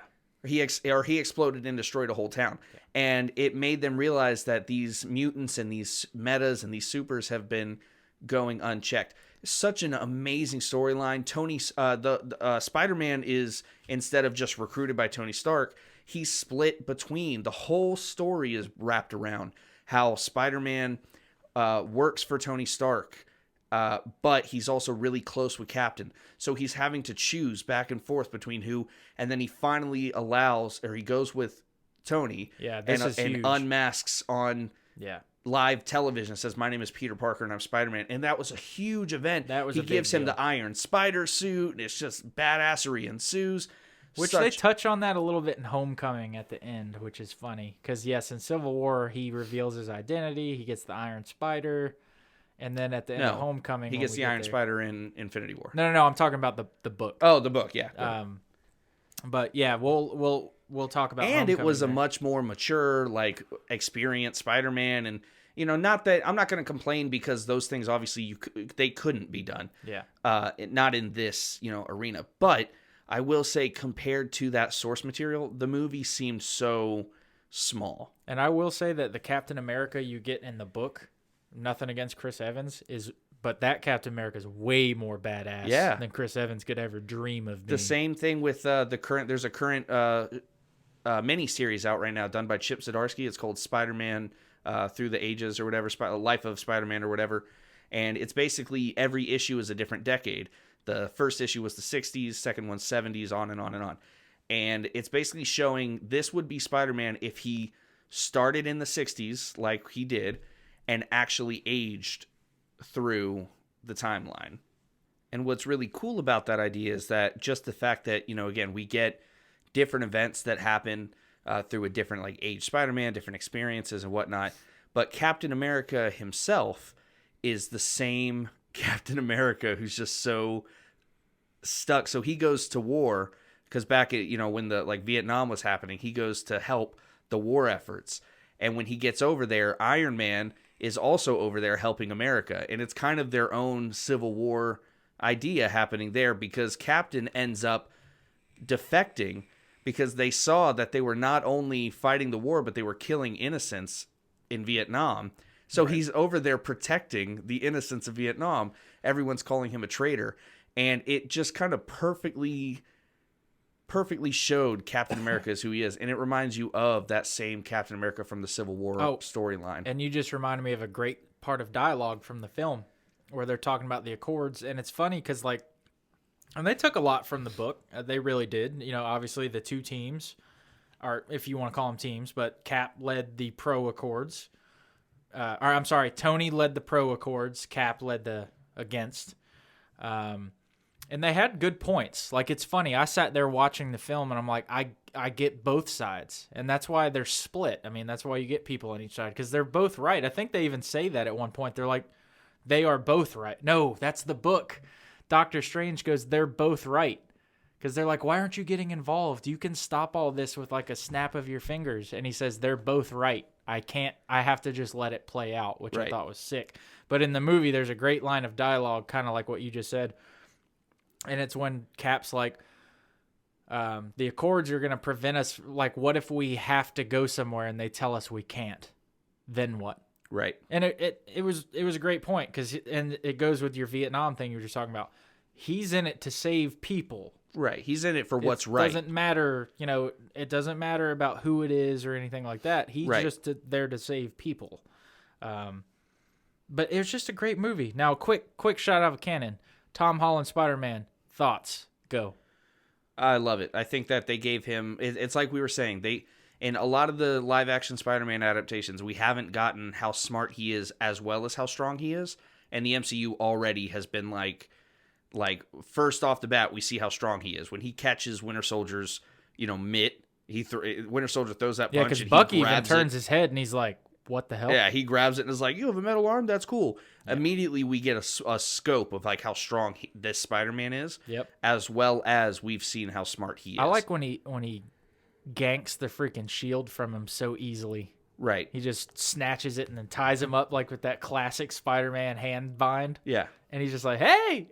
Yeah. He won me over in 2 seconds in his first appearance. Yeah, I love it. I think it's good. Overall, Civil War, sick. Yeah, so definitely my second favorite movie. Last point. Oh. How freaking dope was Black Panther in Civil War?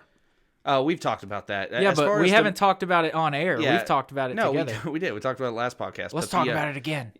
Fuck off. I love him in this movie. He's 10 out of 10 in Civil War. He was so badass, and it was a perfect representation of Black Panther. And when we get to the Black Panther movie, I'm going to explain why I didn't love it. But where are we at next? We're at Doctor Strange. Ooh, awesome. Great I loved movie. it. Very Inception fight scenes. Yeah, super trippy, very Inception-esque. I thought that it was a lot of fun. Benedict Cumberbatch is great. He pulled a very Tony Stark, similar, rich surgeon. But that's why we get when they first meet in Infinity War, he calls him a douchebag. Yeah, and it's funny because he's just like him. I'm sorry, what's your job again? Yeah. Protecting your reality, douchebag. Yeah. I love that. Did you really just... Yeah, that was love awesome. that. But we get exposed. Not only was that a great movie and a great introduction to Doctor Strange. Yeah. I don't know about you. I wasn't the biggest expert on Doctor Strange. I knew the high level points. I knew a little bit about him, but what I think is that even though we got him that late in the game, even though he was in that in Infinity War, I feel like we haven't gotten enough of him. And maybe that's just because of how much I liked him as a character. But I want to see so much more. Well, they left it open too, because I can't remember his name as a villain. But the other guy that trained with him, Wong? No, not Wong. The black dude. He's a villain. He's a big Doctor Strange villain. Remember, he fought with them the whole time, and then he was like, "Yeah, if people aren't supposed to be using magic," and he like goes rogue. The post-credit scene was him killing people. Yeah. Okay. Yeah. He's a big villain in Doctor Strange. So they'll come back to that.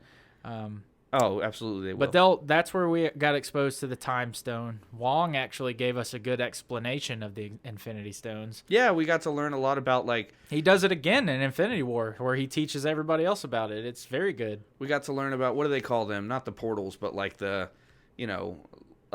what they're defending. They're defending. Oh yeah. Those areas of the Earth that are the most prone to. Because the the sanctums across the globe. Sanctums, thank you. The Sanctum Sanctorums were it was a good movie, man. It was interesting. The fight was good. It was a good story of, that typical superhero. Oh, yeah. And after that, we got your favorite movie, which was Guardians of the Galaxy 2. This is pure shit. Why did you not like it? So first of all, Kurt Russell, how do you give us such a good soundtrack in the first one? Right. And then the second one is just subpar at best. Excuse the hell out of me. We deserved better. That fight at the end sucked. With his father, the dumb. planet. That's dumb as hell. You are so out of your fucking mind. Dude, there's literally a scene where he's like, "Oh yeah, I would go to other worlds and impregnate women," and he's showing him on this animatron thing, and you're like, "Oh, this is so dumb." I loved it. You were out of your mind. Watch the movie again and just go in with this thought. I've watched it 10 times. No, just go in with this thought. They literally, and I mean this literally, they go nowhere. Once they get to that planet, Ego, they go nowhere in the movie, and they do nothing. True, but we got Mantis out of it. You got what? We got Mantis out of it. Oh, whatever. I like her. I think she's a funny character. No, she's great. But we did right after that get a fantastic movie. One of my favorites for sure, Spider-Man: Homecoming. Yeah, Spider-Man: Homecoming. A lot of people don't like it. What? Who the fuck doesn't like it? I don't know. I've never heard anyone say a bad thing about it. Even my dad, who hates these movies, he loves that Spider-Man movie. It's so Marvel. It's just so it's perfectly Spider-Man to me. I think a lot of people get so butthurt over the whole Tony Stark is his mentor crap, and I love it. Why? He's his Uncle Ben, in my opinion. He is the figure. Like, that's why in Infinity War it held so much weight. I'm just appreciative that they haven't mentioned Uncle Ben even once so far. I'm glad. No, and I like how they grazed past his origin. I love it because they basically were saying, well, you know it. Yeah. He's talking to... we got it. What's his buddy's name? Do you remember? His friend, Ned? Yeah. Ned Leeds. And he's just like, so you got bit by a spider? And he's like, yeah. And he's like, is it dead? Like, and that's all they really said. And no, he's like, do you think it could bite me? He's like, it's dead. do you spit venom? Did you? So I don't know if you know this because I know that it's kind of grazed past, but when we found out his friend's name was Ned Leeds, I got really excited. In the comics, in the original, he wasn't the original, but he was like the second or third Hobgoblin was Ned Leeds, and I really want that to be a thing for some reason, like down the road. I think the only thing I didn't like the casting of was Flash. I don't know why he doesn't impose because that. I think of Flash that potentially becomes Agent Venom. Yes, and I'm like, I don't believe that kid. I have the exact same feeling. Yeah. The Flash that I see, he was a bully in high school, but he comes into his own outside of it. Flash Thompson was a big part of the first that Spider-Man Life of Through the Ages or whatever I was talking about. Joe Manganiello played Flash Thompson in the first Spider-Man film. I love that you can't say his name. Manganiello. Say it right. Mango Gitello. Mango pudding and the pop and zippity zop. Anyways, Joe we shouldn't make Bill played Cosby jokes. Flash in the first Spider-Man with I even think that the douchebag fuckboy from the second series made a good Flash. Like he just looked like that part. Yeah, like I didn't like it. I felt, and I don't like to stray into bad territory and stuff, but like it felt forced to me that they were like, let's just change who. Like I'm sorry, what do you mean? Flash is just a bulky like jock. And then they were just like, let's change him for the sake of changing him. What are you talking about? For Homecoming? Yeah. Oh, I was about to say, because the one I'm talking about, the Andrew Garfield one. No. I'm talking about in Homecoming. He was that bulky jock. He felt changed just for the sake of being changed.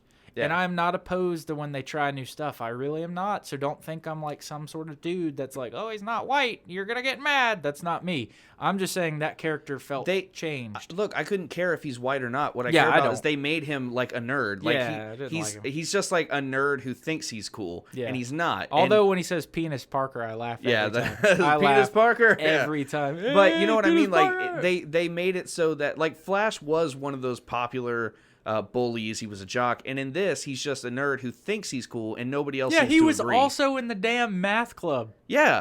Nobody agrees that he's as cool as he thinks he is. So that's what bothered me. I couldn't care what ethnicity is. I never do. I know that's a big thing that people love to bring up. Fuck it. It doesn't matter to me. I don't care. But when it's they can make him black or gay or whatever they want to make him, stupid, as long as he can fulfill the character prophecy that I love. But which could be Agent But Venom. Then again, I was just about to say, everything we just said was all based on shit that probably won't happen. They're probably just like, no, we're never going to go that route. We're living in, and for those of you who are like, why is he even bringing this up? We're living in this post-society where we have to because of like Brie Larson, and we can't even enjoy Captain Marvel, which you and me both, if you listen to our Captain Marvel episode, we both loved very much. I thought the movie was great. We can't enjoy that movie without somebody bringing up the feminist bullshit and all the SJW stuff. It's stupid. But I agree with you. I think I couldn't care less what they did with that ethnicity, what they did with, again, make them gay, make them whatever you want. That's the thing. Like,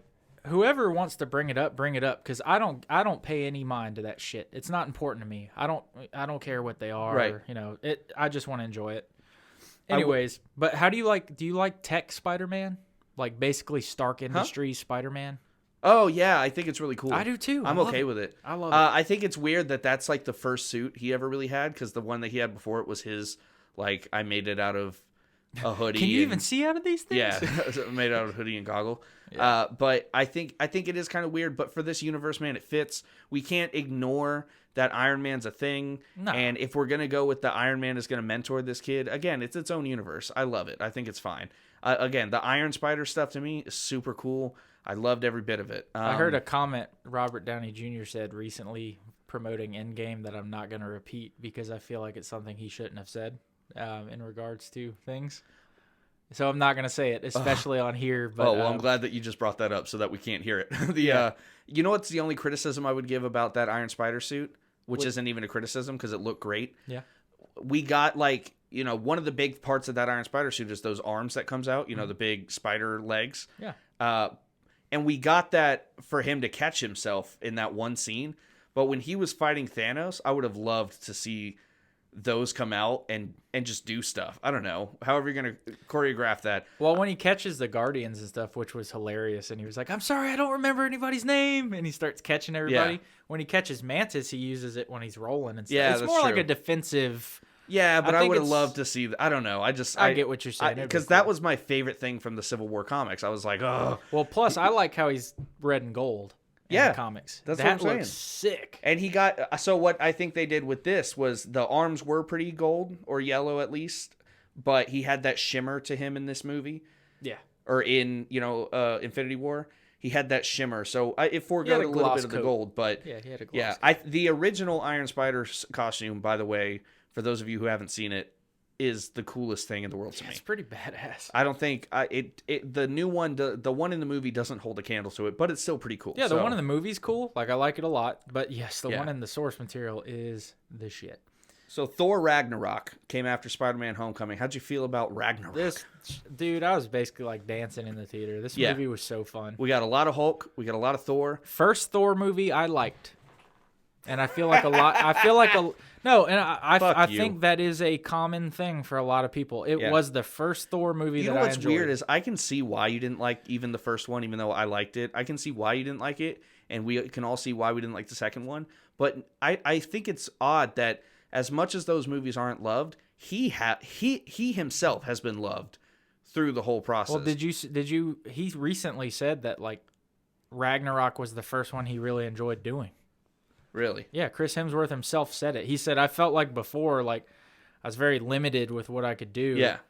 And then he said in this one, it was just like, yeah, all, no holds barred. He got the haircut. We got a little bit of that Planet Hulk kind of stuff. That very Wonder Woman music when they play Led Zeppelin at the beginning. Yeah. Very cool shit. We got Valkyrie, which is a really cool addition. I love Tessa Thompson. I love to see her come in. She's going to be really great with him in the new Men in Black movie. I can't wait to see that. Yeah, how cool is that they got them to team up again for Men in Black? I think awesome. I think it's some cool stuff. And then, dude, Cate Blanchett is Hela. Yeah, sick. She's still beautiful. When her age, so I'm glad you said that because when she first shows up, my jaw drops to the floor every time. I thought you were gonna say something bad. I'm like, what are you talking about? She's gorgeous. No, I thought you were gonna be like, oh, she's ugly, but no, like when she first shows up as Hela, every time I'm just like, not even. I keep saying for her age, but I only say that because she is getting a little older now, but she looks stunning. I mean, she's beautiful. Call it makeup effects, call it whatever. She looks incredible, and it's kind of funny because I was just watching Comic Book Men. Mm-hmm. I watch Comic Book Men all the time. I love that show. And Elvira, like the real Elvira, she was on the show, and they were talking about how she's a vampire. She has to be a vampire because she looks fantastic. Yeah, she looks the same. Yeah, I mean it's crazy how good she looks for her, and she's much older. She's like 186. Yeah, she's up there, but she looks fantastic. She does. But Ragnarok, solid, dude. Yeah, Ragnarok, one of my favorite movies. I love it so much. Just fun. They brought Hulk back. You got to remember we hadn't seen Thor or Hulk since Age of Ultron.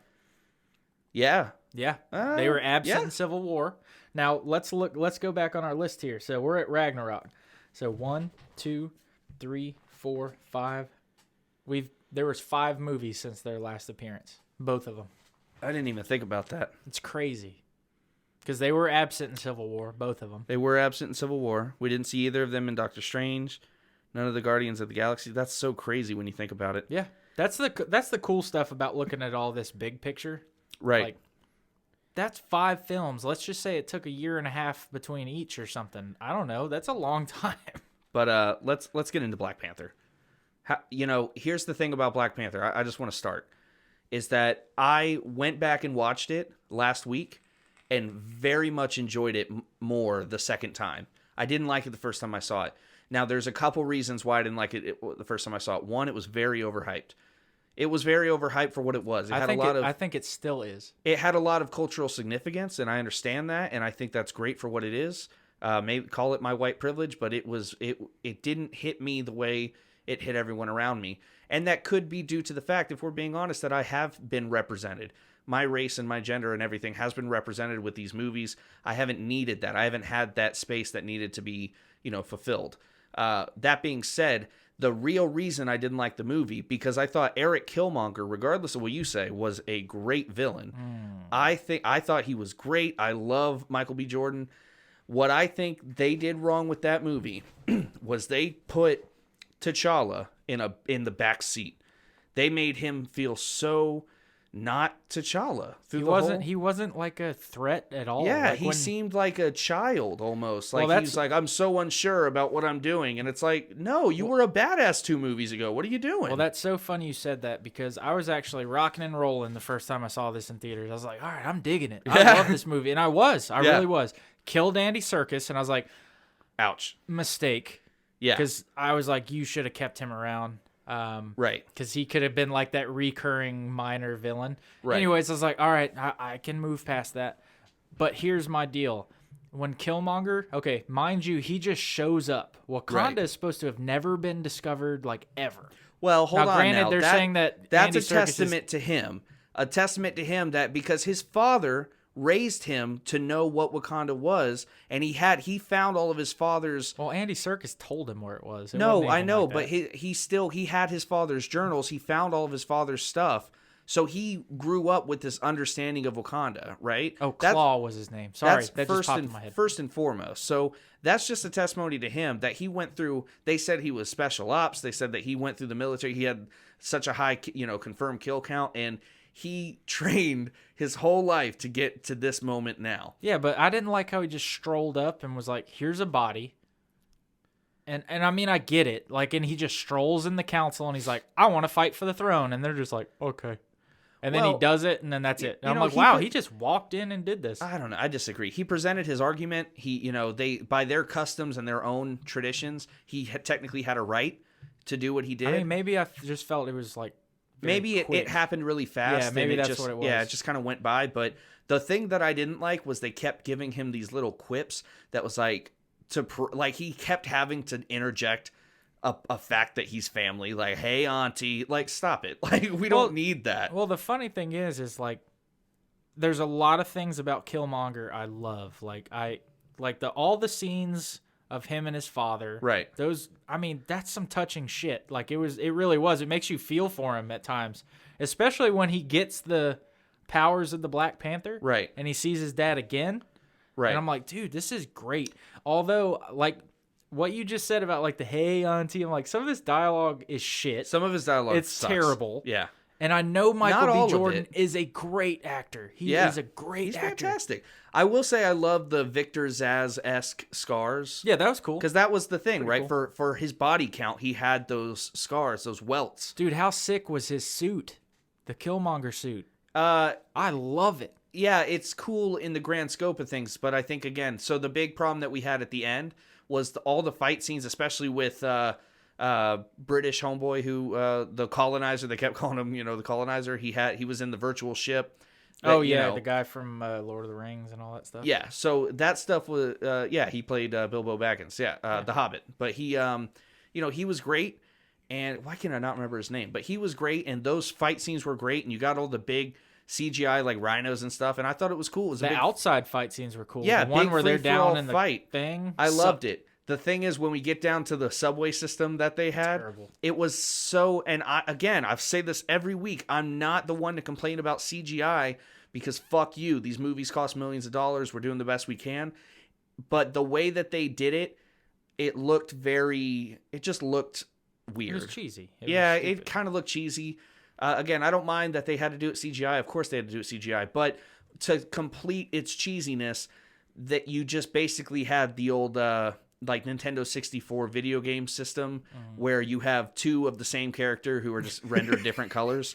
Like, yeah, you gave Black Panther, who had his purple glow, then you had Killmonger, who was just gold and black. And it was like, we both chose Scorpion in Mortal Kombat, and one of them's color scheme's a little different. Scorpion and Sub-Zero. Yeah, that's what I'm saying. Like, I think they should have made them different. Not that that's a huge thing, but all in all, it's actually a good movie. I go back and watch it and I enjoy it. Let me clarify by saying a couple points. I've seen it 4 or 5 times. If it was so bad, I would have never watched it more than once.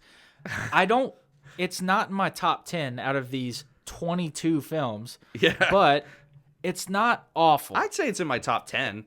Well, and the thing is like, I'm not just... It's not my top 5. There's so much controversy about it, too, but I'm not saying it's not great because of whatever reason people like to say that is. I just didn't really enjoy it as much.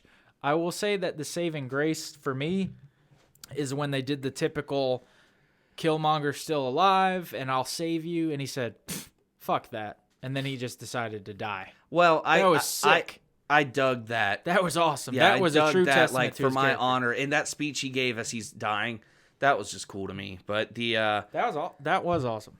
After Black Panther, we got Infinity War. Man, I remember watching that in the theaters, and I think I told you when I came out of Infinity War in the theaters, I didn't speak a word. Me and Katie, I saw it with my sister Katie, and we came out of Infinity, and neither one of us said a word for like half an hour. We were just processing. There was so much that happened, so much good stuff that happened. And I don't want to go through the whole movie because I think obviously that's going to get us in a trap, and we're already at like 2 hours. But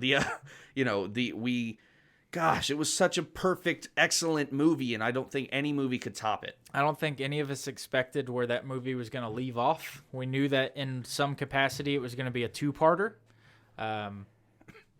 2 movies, whatever. Right. But I don't think we expected that's where they were going to leave it. You know what I do think is weird is they said, it was originally going to be like Infinity War Part 1 and Infinity War Part 2. But no, now we're going to do just one movie.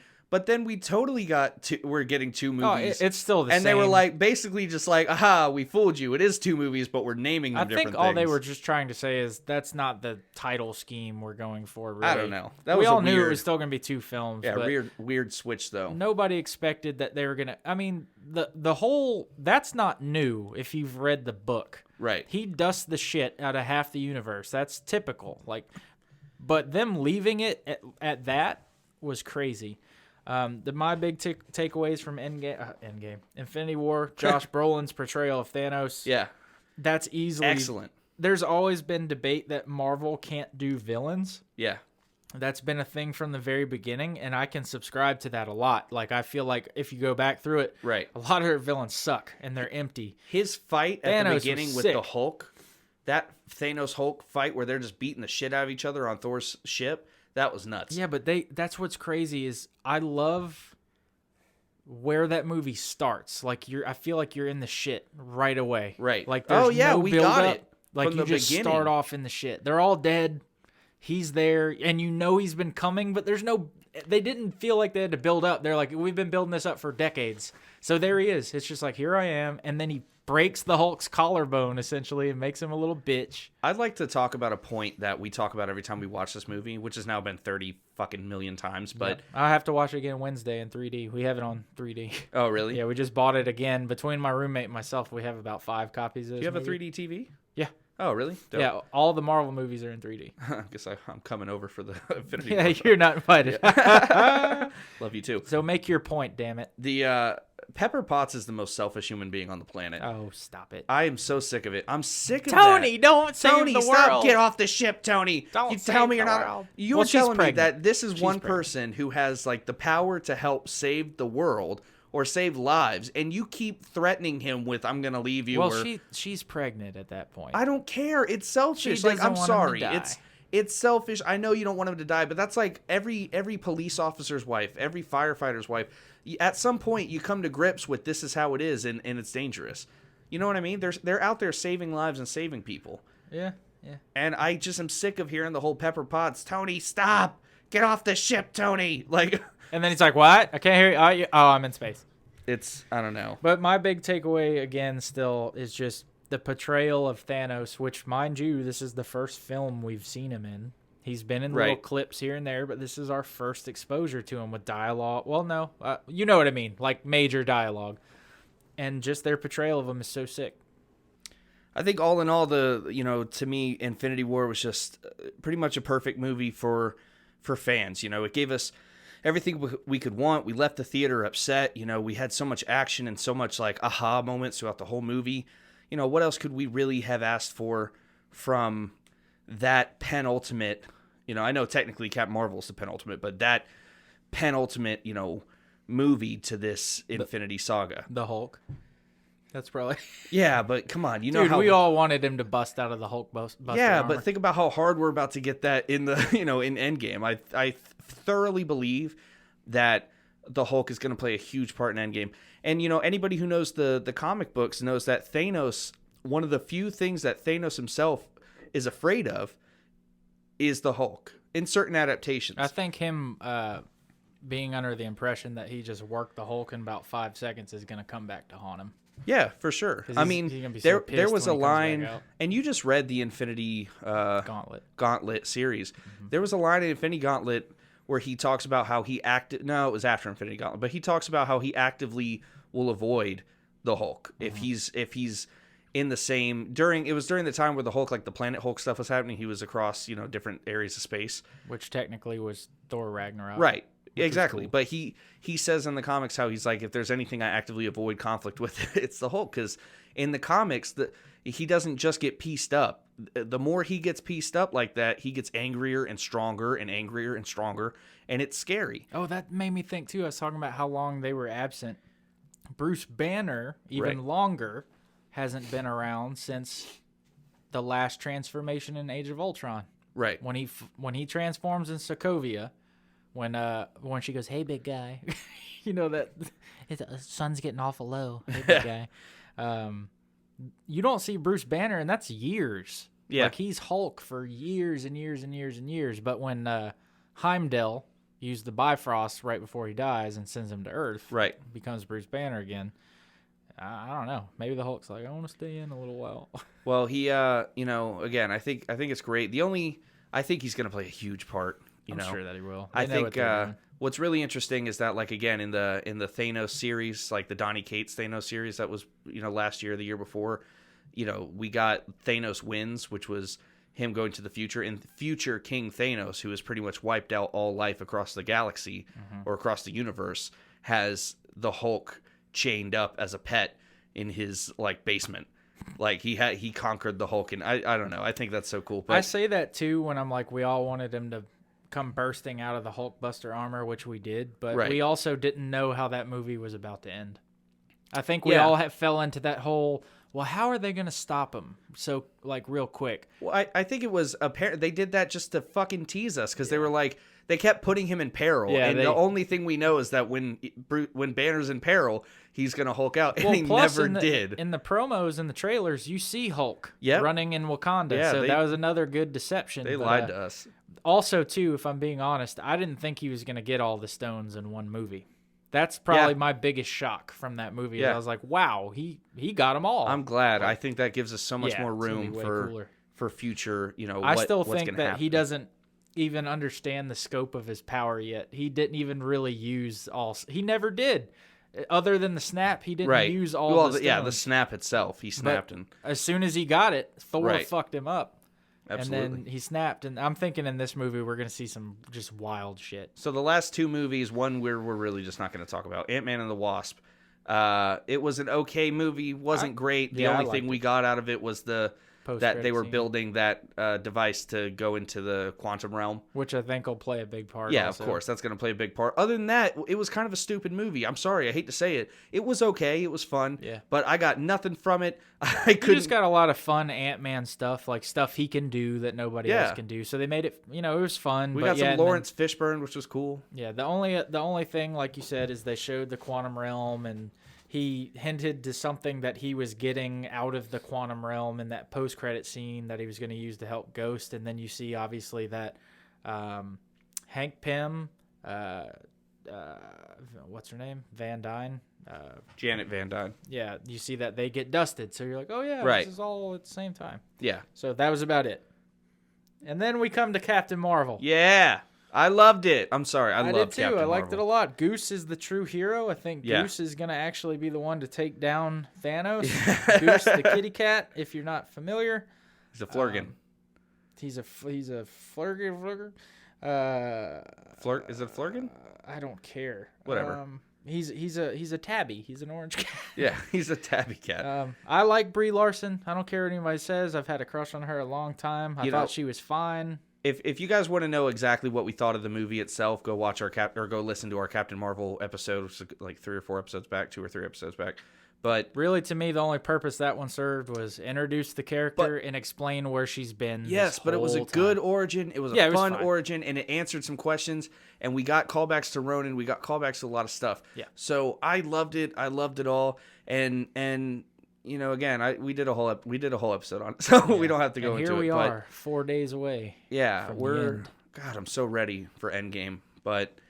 You know, what do you have anything else to really say? We're getting, we've been buzzing in y'all's ears for over 2 hours now, and I hate to kind of sound lazy, but you've made it from Jacksonville to Orlando at this point. If you're listening while driving, yeah, you have. Do you have any wild theories? Let's end on that. You got any wild predictions or theories for how this is all going? No, I've heard a lot of really great stuff, and some stuff that I hope happens, some stuff that I don't.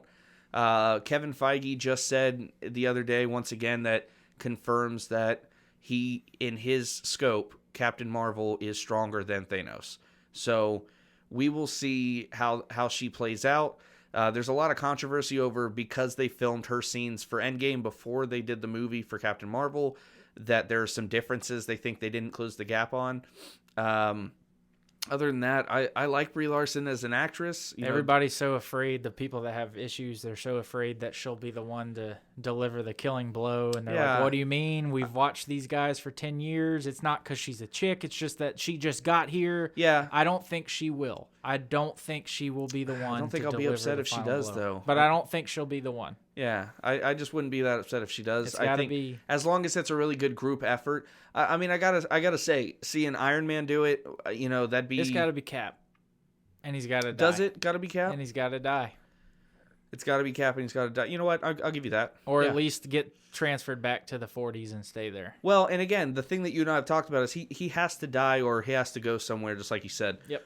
Because I do think that a lot of the Falcon and Winter Soldier show is going to be about replacing Captain America. But, I don't know, man. I'm just so excited. Just if you want this whole event to hold weight, they got to do something. Something crazy. Yeah, they've got to do something big. Chris Hemsworth just said he'll keep playing Thor as long as Marvel lets him. I heard 2 things straight from, I wasn't having a conversation from him. It was just things that were online. Number 1, Chris Evans said that he cried 3 times in the first hour of this movie. And remember, it's 3 hours long. Right. So he said he cried 3 times in the first hour. Is that true? I don't know. Of like watching it? Like he watched it? But that's the thing. It's like, has he really watched it? It's all secretive. Do you think I don't think they've actually seen it. Yeah, do you think they've seen it yet? No, because the Russos don't want anything to slip. I agree. So whatever. That could be BS. Maybe it's not. I don't know. And then also, here's to add to that, though. So maybe they have. Uh-huh. They probably have. Haven't they done the premiere? They always do the big premiere a week prior. It's usually only like right before the actual premiere, it'd be like right? This week, wouldn't it? Yeah, like so it'd Tuesday? be this week sometime. Anyways, the other one was Robert Downey Jr. said the final 8 minutes of this film are better than anything the entire MCU has ever done. And he just said, and I don't think it's a spoiler, we all assume this. Right. But he said it's because every single character is involved. And he just said the final 8 minutes is just pure magic. I can't wait. I'm also, the only thing I think that, as weird as it's going to sound, I think we're going to be introduced to a couple of characters. Could be. I think that there's going to be some introductions in this movie that are going to widen the scope and really bring us into Phase 4. Well, whoever they are, it's going to be some groundbreaking stuff because I honestly don't know who it could be. Adam Warlock. Well, of course, but Nova. I mean, who knows? I don't know. Galactus. Dude, what if we... the one critic review that did come out too, it was spoiler free, is and it's going to be nuts, but he just said the second half of this film is the craziest thing I've ever seen. He was just in a good way. He didn't say like it was bad. He was just like the second half is just going to blow you away. Well, and the thing is that there are so many reshoots. And right after the Fox deal, and I don't care what they're saying or confirming or denying, because we know they're lying to us about stuff.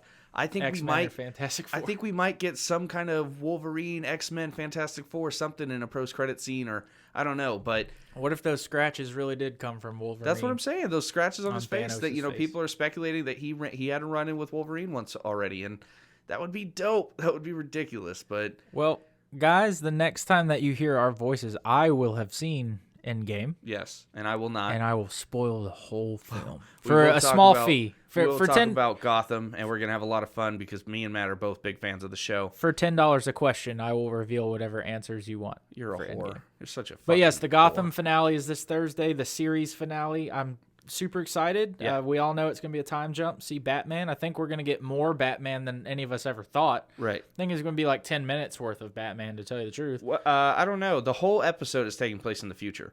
Well, So they show a little bit of like Bruce going to wherever. Well, so the Young the Bruce. last episode just ended with him saying, I'm gotta leaving and I'm gonna go explore the world, and which is exactly what I wanted to happen because he can't just be Batman from growing up in Gotham. But I saw that the grown up Selena. I like who they picked to play her. yeah, she's beautiful. She's and it's a really interesting choice. I think that I think it's gonna be cool. But yeah, we're gonna get a lot of Batman, a lot of Joker, a lot of Penguin, a lot of Riddler. It's all gonna come full circle. So get ready for that, guys. Other than that, Matt, you got anything to say to the fine people out there?